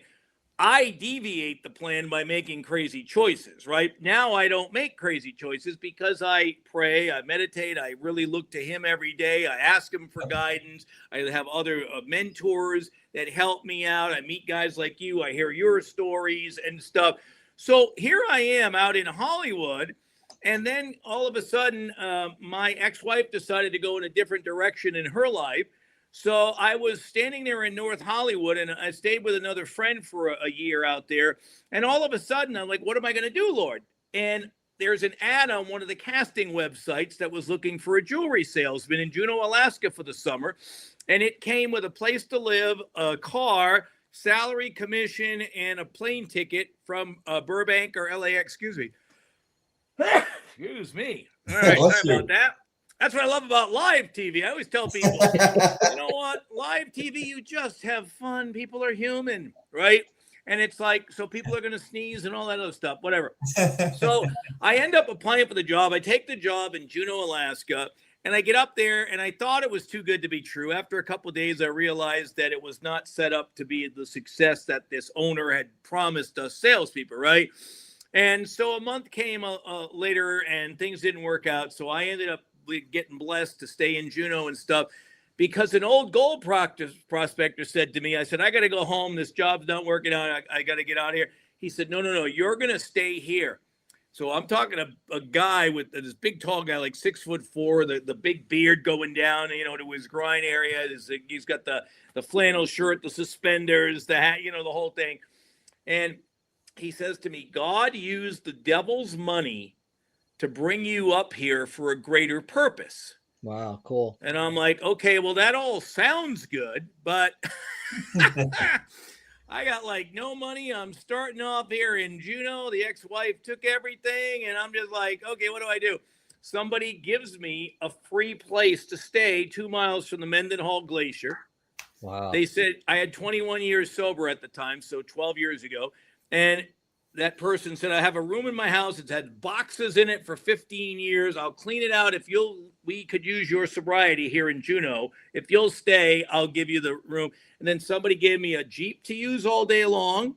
No way. And I got involved in the tour business, and I'm flying and I'm landing on glaciers and I'm walking under ice caves and I'm doing all kinds of crazy stuff like that and hanging out with bears and whales. And anyways, bottom line is God says, now I need you to tell your story. And I said, God, I got a D in English in high school. I still don't know where commas and periods go half the time. And he said, did I ask you if you got a D in English in high school or not? Or did I ask you to write your story?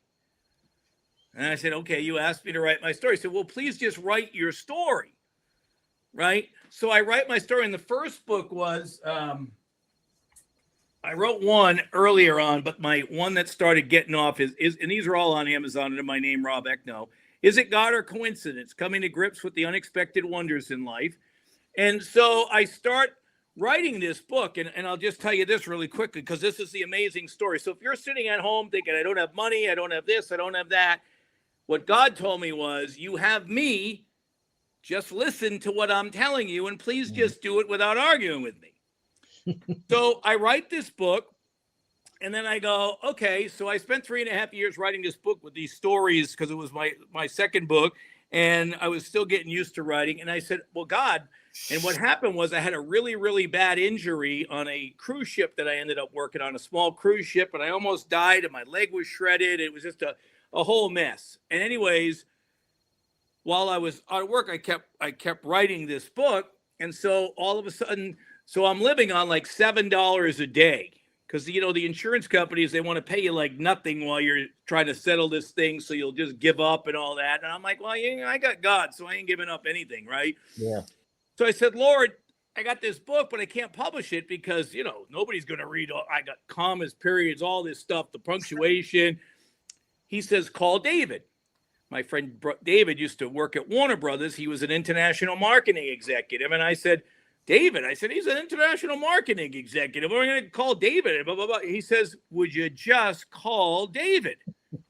So I called David. He's in Pasadena area, out near the Rose Bowl. And I call him. I say, Dave, I got this book. I'm writing. I've been doing it for 3.5 years. He goes, I said, but I can't publish it. I said, but for some reason, God told me to call you. He said, well, the funny thing is that just yesterday, Warner Brothers laid off 200 people, and I was one of them. So I'm now out of work, and he says, I'm not the greatest writer in the world, but I'm pretty good. He says, I'll tell you what, why don't you come over to the house tomorrow, and we'll check it out, and I'll see how I can help you. So every week, Bryan and Paul, for a year and a half. There was 1 or 2 weeks we missed because of doctor's appointments or whatever. He gave me 4 hours of time, usually every Monday, and helped me design the book, design the cover, design the interior, guided me on some of the writing stuff and everything, right? So then I go, okay, I said, Dave, we probably should have a copy editor to help us out here because, you know, he goes, that would probably be a good idea because I'm pretty good, but I don't think I got everything. So literally I go home to North Hollywood. I'm standing outside the apartment I was in near Universal Studios. And I'm like, I'm kind of bummed out because we did all this work and I can't publish it the way it was, right? Without somebody checking. And I didn't have any money to pay anybody. My neighbor comes walking out, Megan, and she says, what's going on? And I said, and I said, well, I got this book, but I can't publish it. She goes, why not? I go, because I don't have a copy editor. I don't have any money and stuff. And she goes, well, why don't you just give it to me? And I said, well, why would I give it to you? She goes, don't you know why I work out of my house? And I said, no. She said, I worked at a publishing company for 30 years as an editor, and I broke off and started my own business. But now I do all this stuff for doctors and scientists and stuff all day. She said, if you give me the manuscript, you have to wait till 5 o'clock at night when I make my money during the day. I'll be happy to bless you and edit it. Wow. So she edits the book, gives it back to me. I make all the corrections. She said, you know what? Give it to me again. Just let me double check it. She goes, because we always have at least a minimum of 3 eyes at every publishing company I've worked at to see the book before it goes out the door. So just give it. And she found a bunch of stuff that she missed. So I recorrected that stuff. So I said, okay, thank you. Then I called my friend in Northern California and I said, hey, I said, you're a life coach. I could really use, you know, on the back cover, I said, I could really use somebody. I don't want me writing about me. And so his is the top thing here. And I said, if you like my book, would you write, you know, 1 or 2 lines, just something about the book that you like or me or whatever you want. I said, and if you don't, you're my friend. I said, it's, you know, big deal. I said, you know, if you may not like the content, right? He said, no, send it to me.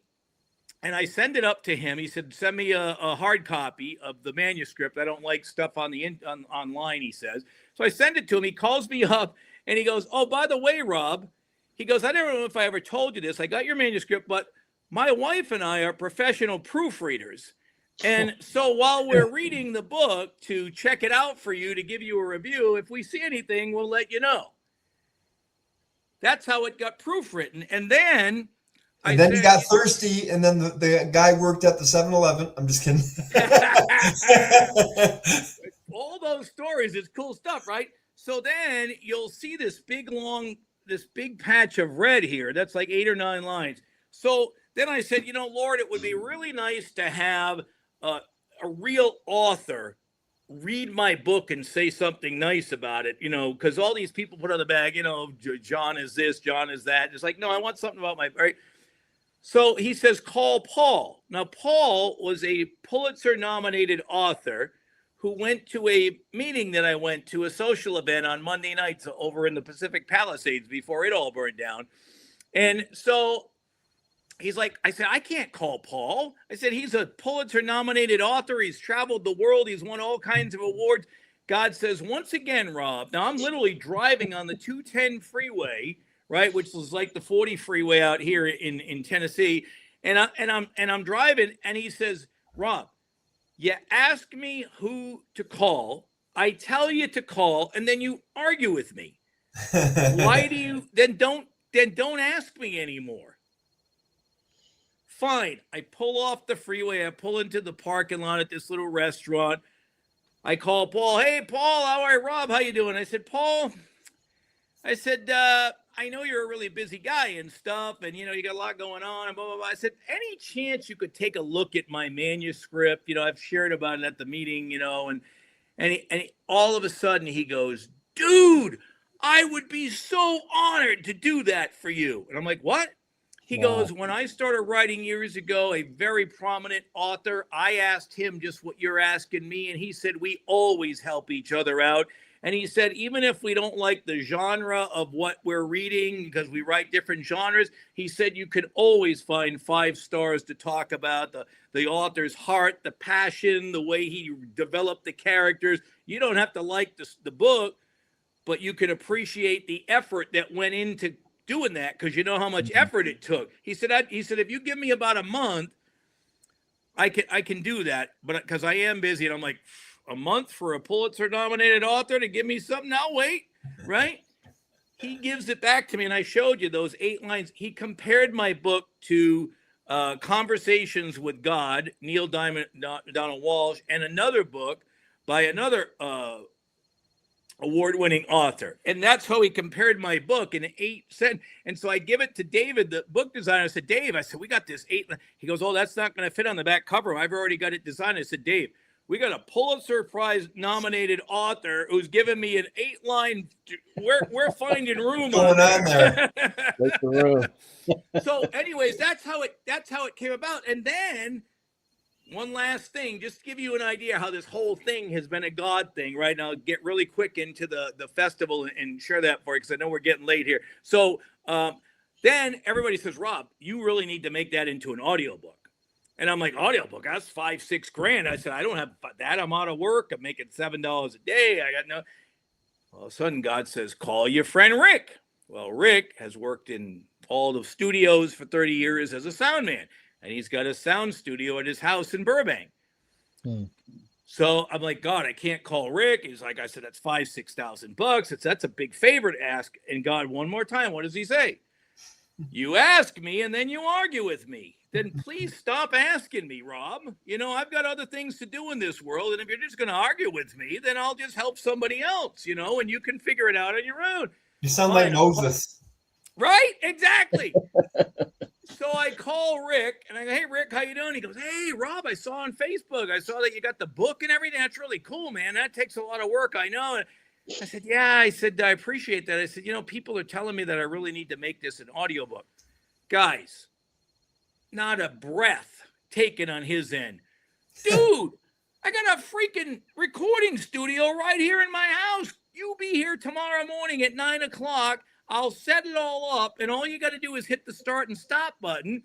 Once you get it all recorded, it'll take me about 2 months because I've got a project over at Paramount Studios right now. I'm working on this movie. Once I get done, I'll get your thing. It'll be. Calls me 2 months later.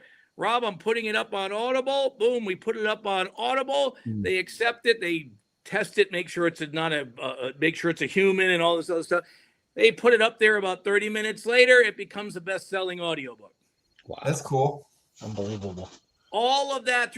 So the point is, Paul, is that book led me to another book, the ones I've showed you here, the other book I've showed you. So anyways, through those books, now I run into somebody who turns me on to a faith-based scriptwriter who takes my faith-based books and helps me turn them into 3 award-winning scripts. So we've got which one is this? Oh, this is my life story, Beyond Addicted. And that comes from my book that I've been showing you guys about my life testimony. So this script is based on this book. And then I've got 3 others based on the other book. So we're trying to produce those. So that's our next thing. So now I've got award-winning books, award-winning scripts. And God says, move to Nashville. I'm Knoxville. And he was very specific about Knoxville, not Tennessee. He said Knoxville. Yeah. So I come to Knoxville in the end of 2020 or at the beginning of 2024. And I win an award for this book here. You see the symbol on there. So I won the Adult Nonfiction Christian Book of the Year. This is part 2, Cruising Toward Heaven 2, and then I'm going to have 2 others in that series. And so while I'm here, this guy says we're going to have an event in Newport News, Virginia, which is 11 hours from here, Bryan. Never been there. And the guy says, sir, you don't have to come up here to get your award. I'll just email you your certificate. And I think you can see some of them one of them's on the wall there anyways, but nonetheless, he said, you don't have to. And I kept telling Monique, my wonderful other half, I said, Monique, for some reason, God wants me to drive the 11 hours and be there. I don't know why. Wow. So it was like 2 months away. It was in April. Well, in the meantime, a friend of mine who I met by chance at a coffee shop in Hollywood calls and says, "Are you going to the NRB convention?" And I said, "What is that?" She goes, "National Religious Broadcasters. It's in February and it's in Nashville at the Opryland Hotel." And I said, "Well, Kimberly, you don't know this, but in 3 weeks, I'm actually moving to Knoxville. And so I guess I'll just get the cheap pass and go up there and walk around the convention floor and see if I can meet people." Well, I meet this lady, Dorothy Spalding, who owns TV 49, WBPI TV down in Augusta, Georgia. She loves the book I've been showing you guys. And she says, "Will you come down and share your testimony on my 2-hour show that I do every morning, Monday through Friday?" She said, "It's about a 6-hour drive." I said, "Well, I probably would drive 6 hours for a bag of dope or, a bunch of beer or something. So I'm sure I can drive 6 hours for God, right?" So I go down there and we start a relationship. I leave her studio and I drive 11 hours, and it happened to be the next day, side by side.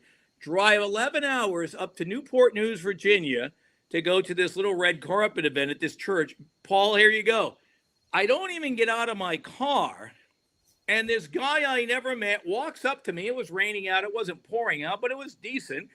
I didn't even get out of my car. And a guy comes up and he's like, I roll down my windows. He says, "Sir, before you leave here today, I have been given a message that you are to hear, and you are not to go home to Knoxville until you sit down and listen to this message." And I'm like, Wow. "Who is this guy? I didn't even get out of my car yet. I didn't even shut it off yet." Right? And so I go into this little red carpet event. It was not a long thing. It wasn't a ton of people there. We got a couple of pictures on the red carpet and stuff. And so anyways, I'm ready to go home. I got an 11-hour drive. It's already 2 p.m. and am I going to get home at like 3 a.m. or something, right? And I've never driven that way before because I went up a different way. And so I'm like, I got to get out of here. And the guy says, "Sir, you can't go. I told you I have a message that I was given to give to you." So I sit down and he said, "Sir, you are now a multi-award winning author, screenwriter, TV host, speaker. You've been in the Screen Actors Guild since 1995. I have been told that you are to immediately drive home, start the Knoxville Christian Film Festival to put up a much needed showcase to honor filmmakers honoring God with their work." Wow. And I'm like, "Dude," I said, "first of all, I don't know you. Second of all, I don't know where you get the message from." I'm thinking, probably. And I said, "Third of all, I haven't even finished unpacking yet. I don't have a budget. I don't know anybody in town. I don't have any venues. I have nothing." He said, "Sir, you're not listening to me. The message I got was that you are to drive home and start tonight. When you get home at 3 a.m, you are to go on Film Freeway." And if you don't know Film Freeway, it's like the eBay of film festivals. Anybody that has a film festival that they're offering up, you put it on Film Freeway, and then people go there and they can submit if they want to. And he said, "You just put it online. It doesn't cost you any money, sir. You don't have to have a venue. Just do it online only." So while I get in my car to drive home, I get on the speaker thing on my car, and I call my friend Randa in Bristol, Virginia, who I did a couple of movies. Her and Dean Cain and I and some other folks did some movies before I left Hollywood. And so I call her and I said, "Remember 2 weeks ago that I asked you why you thought God brought me to Knoxville? And you said that you think he brought me here to raise me to new heights of a man that he's never taken me before?" I said, "Well, guess what I just got asked to do? Not I didn't get asked to do. I got emphatically told I had to do."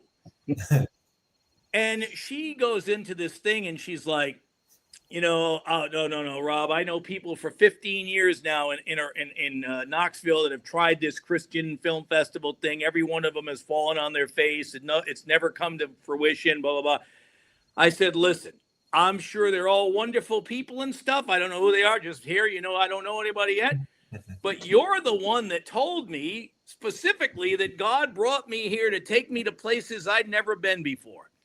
Now, mind you, I had been the public relations director, a media relations director for 2 pro sports teams before I got drunk and stoned too bad. And so I've done this stuff. And at the TV networks, I was telling you, I was the general manager at 2 of them. So I have management experience, filling stadium experience. So stuff from the past, God, there was stuff there. So it wasn't like he was just asking me to come off the street as a homeless junkie and do something, right? He Right. got me into a position. But still, I'm like, I said, so I called her because she's also a graphic designer. Said, if you'll design a logo for me, I said, I'll go ahead and start the festival. I don't know. I said, listen, you're my sister in Christ. I said, I'll love you anyways. It doesn't matter, right? I said, but at least do me a favor. Before you say no, get on your knees and ask him what he wants you to do. Yeah. And so an hour later, I stop at a rest area and I get out of the car and I grab my cell phone and I see a text message from her and she says her husband's name. And she says, he told me I don't need to pray about it. It's a no-brainer. I need to help you right away. So within a few days, she has a logo set for me. I put it up on Film Freeway, and now they check you out, and my name's all over the internet, so it was easy for them to check me out. But they said, sir, you can do this online thing. Just to let you know that just a month ago, we stopped allowing public links to your festival. So even though you put it on Film Freeway, the only way people would know it's there is not if. So in other words, if you punched in Christian film festivals, mine would come up. Now it will come up, right? But before it wouldn't. And I'm like, oh, you got to be kidding me. They said you have to promote it yourself. Wow. And I'm like, oh, you got to be kidding me. I'm in town. I don't know anybody. I got no budget. And you're asking me to start a film festival with no money, and I got to promote it, and nobody will even know it's there if they don't see my little Facebook post. And I said, okay, God, if you promote it, I'll do it. So, guys, this is the funniest thing. I started at midnight, July 2nd, 2024, Paul. And at 5 o'clock in the morning, I wake up and I go, oh, my gosh, I got 20 submissions. Wow. Sweden, Malaysia was the first one. Oh, so I said to God, I said, if we're going to do this, Lord, let's call it the Knoxville International Christian Film Festival, and let's introduce the entire world to the greatness of the Great Smoky Mountains. So that's how it's the International Film Festival. So within minutes, I got Malaysia was the first submission, Armenia, Italy, Sweden, Germany, Vietnam, China. Wow. And I look at it and I'm like, oh my God, this is incredible. How'd they even know I was here? So what happens is then I look at it and I said, oh my God, they're all free. How'd they get to be free? Because I had put in prices. I had prayed and some feature film, X amount of dollars, short film, whatever it was, right? What happened was there was a clicking thing and it said online or public. And I said, oh, I can click public. I'll click public. Well, what happens is if you don't have a contract with a specific venue, a church or whatever, a YMCA hall, whatever, that you give to Film Freeway, you can do a public event, but every submission has to be free. Oh, wow. So I clicked public and I realized what happened. So I went back and I'm like, oh, this is right. I'm thinking this is horrible, right? I already got 20. I got to give away my first 20. And I said, wait a minute. I asked God to promote this thing. So within 5 hours, I was now legitimately and honestly able to go online and say, folks, we just started this brand new film festival 5 hours ago, and we've already got submissions from Malaysia, Sweden, Germany, Italy, and I wasn't lying. Yeah, crazy. So I switched it all to online, and 4 months later, in November of 2024, the Tennessee film community, which there was a whole bunch of those folks at the last event we just had, called me up out of the blue. This guy, Tony Caudill, calls me out of the blue, and he says, hey, meet me at Starbucks down the road here. He says, how would you like 3 hours of a free theater at Pellissippi State Community College here in Hardin Valley? We're having an entertainment event. We'll give you the theater. We'll provide the technicians, the projector people, everybody, security, everything. You just bring your films and invite filmmakers. So I'm like, okay, this is great. Well, because of weather, it got pushed all the way to the middle of January 2025. And people, Paul, from 8 states who didn't know me from a hole in the wall show up to see their films. In the meantime, I went down, I met somebody at an event, came over to my house, and he runs a men's group at a Christian church down in Lenore City. And he asked me to come down and speak. And when I spoke, I got done telling my testimony, and a big guy stands up. He goes, "Oh, it's great." He goes, "I would love to be able to help you. Is there any way I can help you?" I said, "Well, we have this event coming up, and it would be really cool if we had a red carpet banner. That would be really cool where people could take pictures and stuff." And he goes, "Well, how much would it cost?" I said, $300. He says, "Meet me 2 days from now at Starbucks in this place in Tennessee, and I'll give you the $300. Wow. So he came and gave me the $300. So what happened was at that event, we ended up needing an extra hour. So we actually had 4 hours that the TN Film Community gifted us again. The guy paid for the red carpet banner. Then I call up Kevin Sorbo's partner, Adam, who does a lot of the other like Comic-Con things, but not quite that. And I said he was there down in Pigeon Forge. I said, "Can I come down and show you something we're doing?" So I drive down to Pigeon Forge about an hour and a half. I get down there and I talk to them and I tell them what we're doing. And by the time I got home, Paul, about an hour and a half later, you can see right here this. I'll pull it off the wall. Knoxville International Christian, live from Rise Up. Oh, how cool. So I did not know that he was that's Kevin's partner, was a marketing expert. He designed that logo for me, sent it to me, and he said, "I think we're going to be working together." Like a day later, he said, "Let's do this." They end up last June 23rd, 27, 28, 29 of 2025, gave me 7.25 hours of time over 3 days to showcase. Plus, they gave me an area to put the red carpet banner. Mm-hmm. And we had people from 12 states and Canada come to our event in Pigeon Forge, Tennessee. 3 days after we got finished in right about July of last year, right about July 4th, I get an email from him. "Let's meet at Cracker Barrel. We got to talk about next year." Clearly, it was a cool thing, right? So then, where I just met Paul, this was next year, a couple weeks ago on April 10th and 11th. Yeah. And we had people from 14 states, Canada, and a guy, I don't know if you met him, Paul, big, tall Alexa, from the Isle of Malta flew over. Wow. It was incredible. And so what happened in the meantime, so that's how we're working right now. And then what happened was right before we did the one in June of last year, Dorothy at TV 49 blessed me, and I drove down and we did an hour and a half award show, and I announced all the winners that were going to be seen in Pigeon Forge in July. And while we're doing this live show on her TV station, she starts writing notes and stuff, and she's like, "What was that guy's name? Bryan Carman? We Are Resolute. Was that the name of the film?" It's like, "Yeah, that's the name of the film." And she's writing this stuff down. She says, while we're live on TV, she says, you need to join me for lunch after we leave here. I got to talk to you." Takes me to Longhorn Steakhouse in Augusta, Georgia.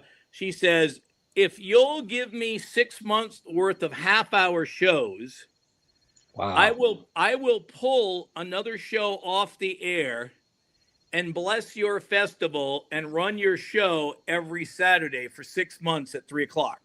How cool. But you got to give them to me all at once." Well, wouldn't you know it? Again, no money, no budget. I have my left hip replaced like 2 weeks later.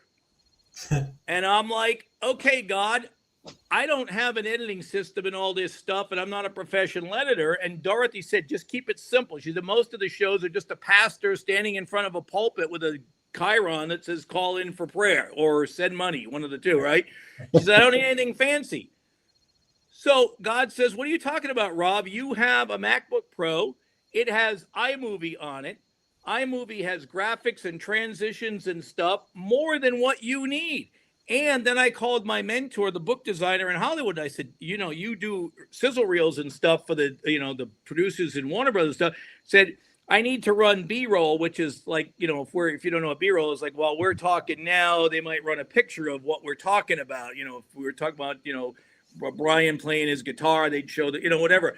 And I said, I need to do that and break up the shows and stuff. And he says, oh, all you have to do is hit this button, that button, and it does it. And I'm like, I hit that button. I'm like, oh my gosh. I said, I can do everything I need to do.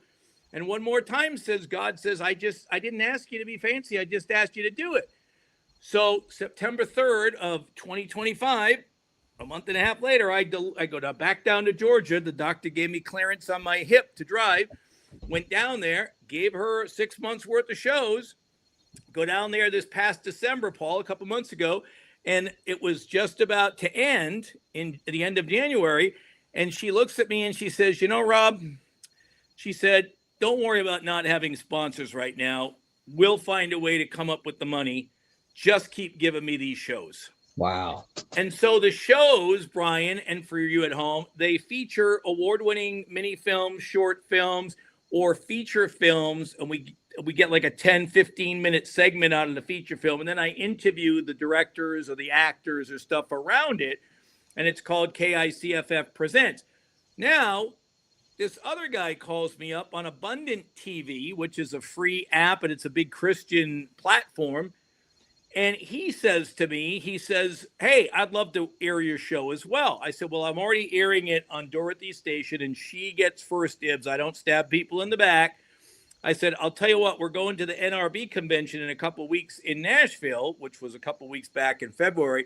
And I said, if she says yes, that I can run it on your platform, good. But if she says no, then, I appreciate your thought. We'll have to do something later on. I get there, I ask her son-in-law, and I said, hey, do you think your mom would be upset if we did this? And he goes, as long as you give us the first show, the first airing of each show, wait 2 weeks, you can give it to any other network you want and show off God all you want. Cool. So I grabbed the guy in the hallway. I said, meet me in the hallway. I got news for you. So we've been running. So now we have a show, Paul, that runs Saturdays at 3 p.m. on Watchman Broadcasting down in Georgia, TV 49, and they can see it online. Of course, everything is online, so it's worldwide, right? So WBPI.org. Then Abundant TV runs it on Thursday nights in prime time at 8:30. Wow. And the show that leads into us won the gold medal at the NRB convention and just won the top show award at the International Christian Music Festival in Orlando this past week. Sweet. That's our lead in to us. So it airs Thursday nights, plus he runs it at least 3 other times during the week random. So 5 times a week, we have a TV show running. That's so great. We've had 3 live festivals, and this is all God. And so I was on another podcast a while back, and they said, this is a business podcast. Tell us your business plan. I said, well, I'm going to tell you a weird business plan. I look up at the sky and I say, what do you want me to do? And then he tells me, and I said, so there is no plan. And this lady is like in shock. And I'm like, and then I tell her the story I just told you. And I said, well, that's how it's evolving. So eventually there's got to be sponsors that come along. Eventually there's got to be stuff that happens, right? God's not just going to have me do it, just keep doing it, right? So then the Hollywood Prayer Network, I lived in Hollywood for 31 years. I was literally 2 miles from where their headquarters are. Never heard of the Hollywood Prayer Network. So they've been around. This August 29th, they'll be celebrating 25 years. They're having a big gala out there. And I never knew they existed. They've got over 10,000 members. And so I saw them on Facebook, and I contacted them. I said, what's this Hollywood Prayer Network? They said, well, we have a chapter in Memphis, in Nashville. We'd really love one in Knoxville if you would want to start one. And I said, what do you do? He said, we pray for podcasts like Paul's and Bryan's podcasts and different things like that. And maybe some celebrities that are going through, like P. Diddy, like when he went through his stuff, they prayed for him. They walk around to studios in Hollywood and pray for better programming and stuff. So they got this big thing. So I just started throwing it out there. Anybody wants to be a part of it. So then I said to them, I said to the guy, Adam, Kevin Sorbo's partner, I said, hey, you got a table that blocks where people come in and the red carpet and where you check people in, there's just a table sitting there sideways. I said, what would you think if we turned it the other way? And the Hollywood Prayer Network sent me a beautiful embroidered stretch tablecloth and a poster. And we used that as a prayer station for people, because last June, during the Rise Up, Paul, tons of people came to us asking for prayer. And we were caught off guard because we weren't expecting that, right? It's our first time with them. So I said, can we do that? So I call Hollywood Prayer Network. They said, we'll send you one. They ordered one, had it delivered to my office here and stuff. And the guy, and Adam said, yeah, we can do that. Well, I got to tell you, Bryan and Paul, nobody had any expectation that it was going to be as powerful and meaningful. It might have been as wonderful as, Kevin and the Ahnets and all the wonderful people, Eric Avari and all of our award-winning filmmakers.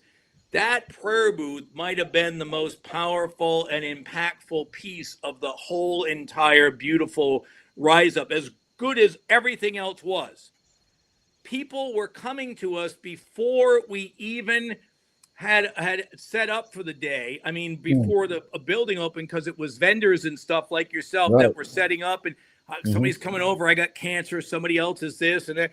And it was amazing, Bryan, the people. And I had 17 people that volunteered to stay there and work throughout the weekend, rotating shifts every couple of hours. Somebody would change out and stuff. And the stories they're telling me, and then we had a box. Oh, I got it downstairs. But I made a box because some people wanted prayer right smack dab then. They didn't care if there was 6,000 people walking around. They were in so much pain. They pray for me right now. And then others, I set up a really nice box where they could slide the 4x6 cards in, and we prayed over the boxes.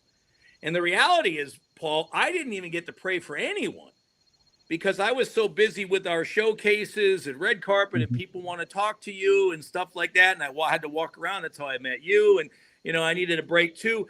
But my team that worked, Brian McGill and all the others, just incredible.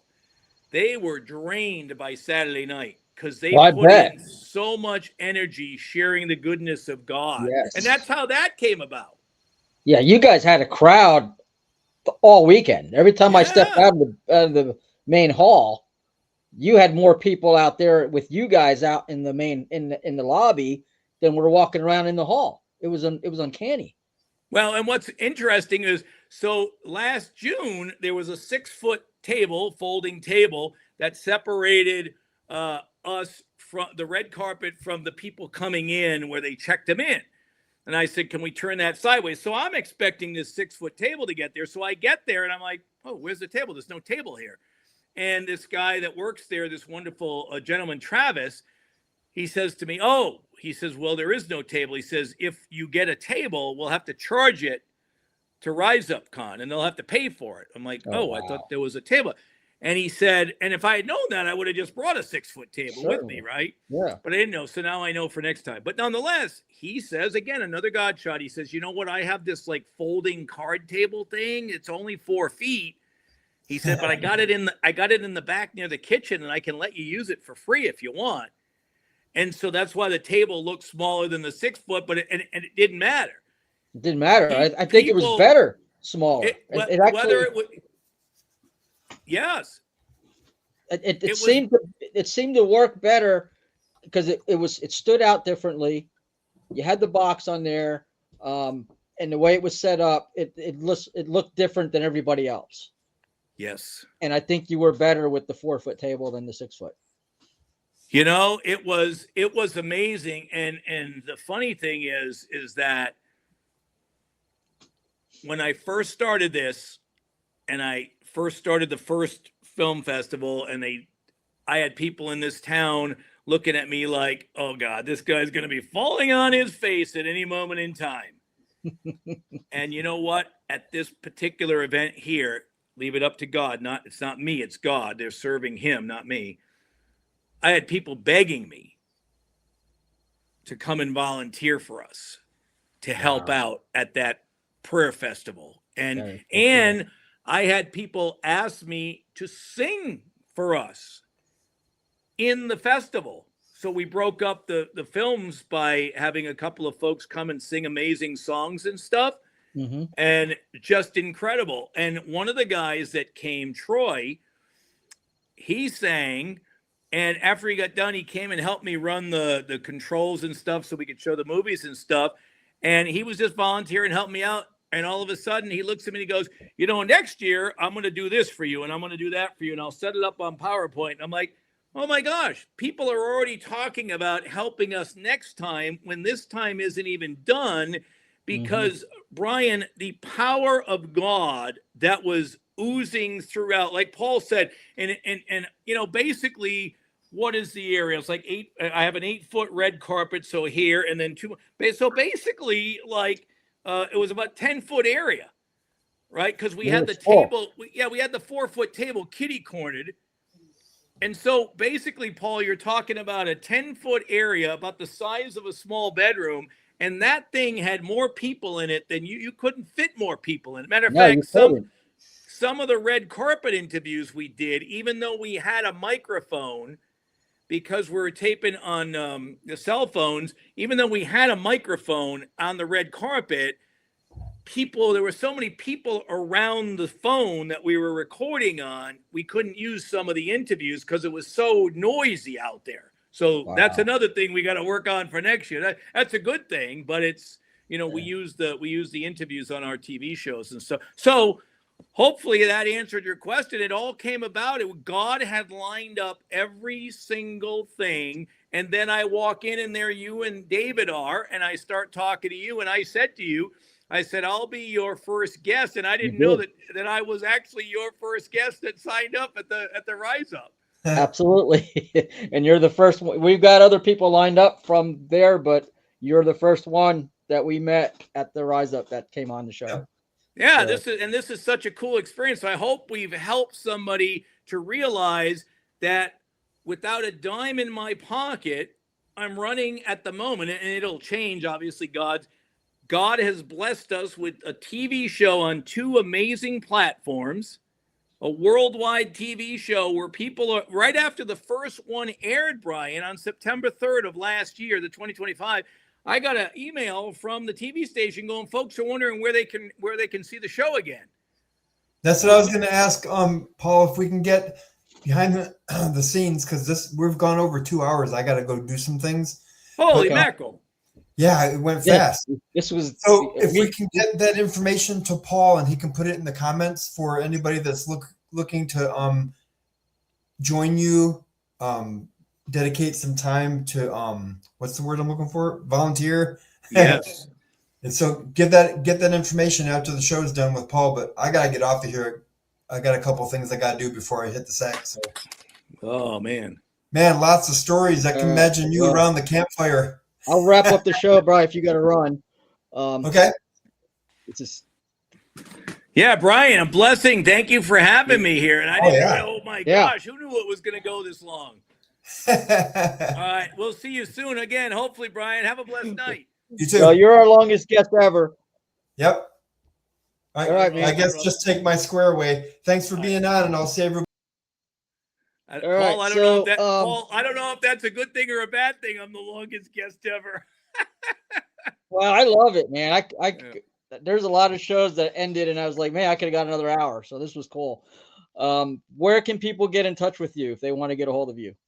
So get a hold of me at Rob Ekno, EKNO.com. And for the sobriety stuff and the books we're talking about, they're right on that website. And then also KnoxvilleChristianFilms.com. That's the website for our film festival, and that takes you to our Facebook and socials and stuff, and everything about us is there, including, Paul, the Knoxville Hollywood Prayer Network. There's a tab at the top that says KHPN, and that'll tell you about what we're doing there as stuff as well. So, yeah, thank you for this blessing. My gosh, you get talking about God and sobriety and goodness, and the Holy Spirit kind of takes a hold of you, and you just get it out there. Yeah, I knew you had a lot to talk about, and our emails kind of led me to. So I emailed Bryan before we started. I said, "Hey, can you go a little long tonight? Because I think the show's going to go a little longer." and I shared with you, before we came on, that I felt like this was going to be an important show for some reason. I believe the Lord's going to use it in some way, Yes. incredibly. Thank you so much for taking your time and coming Oh, out thank and you. sharing with us everything you're doing. Your book's on Amazon, your books? Yes, under Rob Ekno, Robekno, all the books. We got, I'll show you really quick. So we've got Is It God or Coincidence? If you want some great feel good stories. Then we've got Cruising Toward Heaven 1, which is my life testimony of all my drugs and alcohol. This is all about my relationship, an ever-evolving relationship with God in Alaska. Awesome pictures. And this particular book right here, I just won. I was a finalist for Author of the Year 2025. The book You're Dying Not to Write. It's about getting people to tell their story as well. Matter of fact, last Saturday night, it was the runner-up out of 12 finalists in the Kingdom Book Awards as well. So it's had some great success. So it's all about positivity and just getting us all to look in the mirror and to start taking the action to help us be our best. Fantastic. Well, again, I want to thank you so much. Sorry to everybody in the comment section. Usually we throw comments up and interact with the audience, but I felt like tonight's show, just giving you the platform to talk about these things was important. And so thanks for everybody that participated. And until next week, we'll see you all again. God bless you all. And thanks for tuning in. And if you're on YouTube, like, subscribe, share it. We want to be able to get the word out to as many people as possible. Rob, thanks so much. Paul, thank you for the blessing.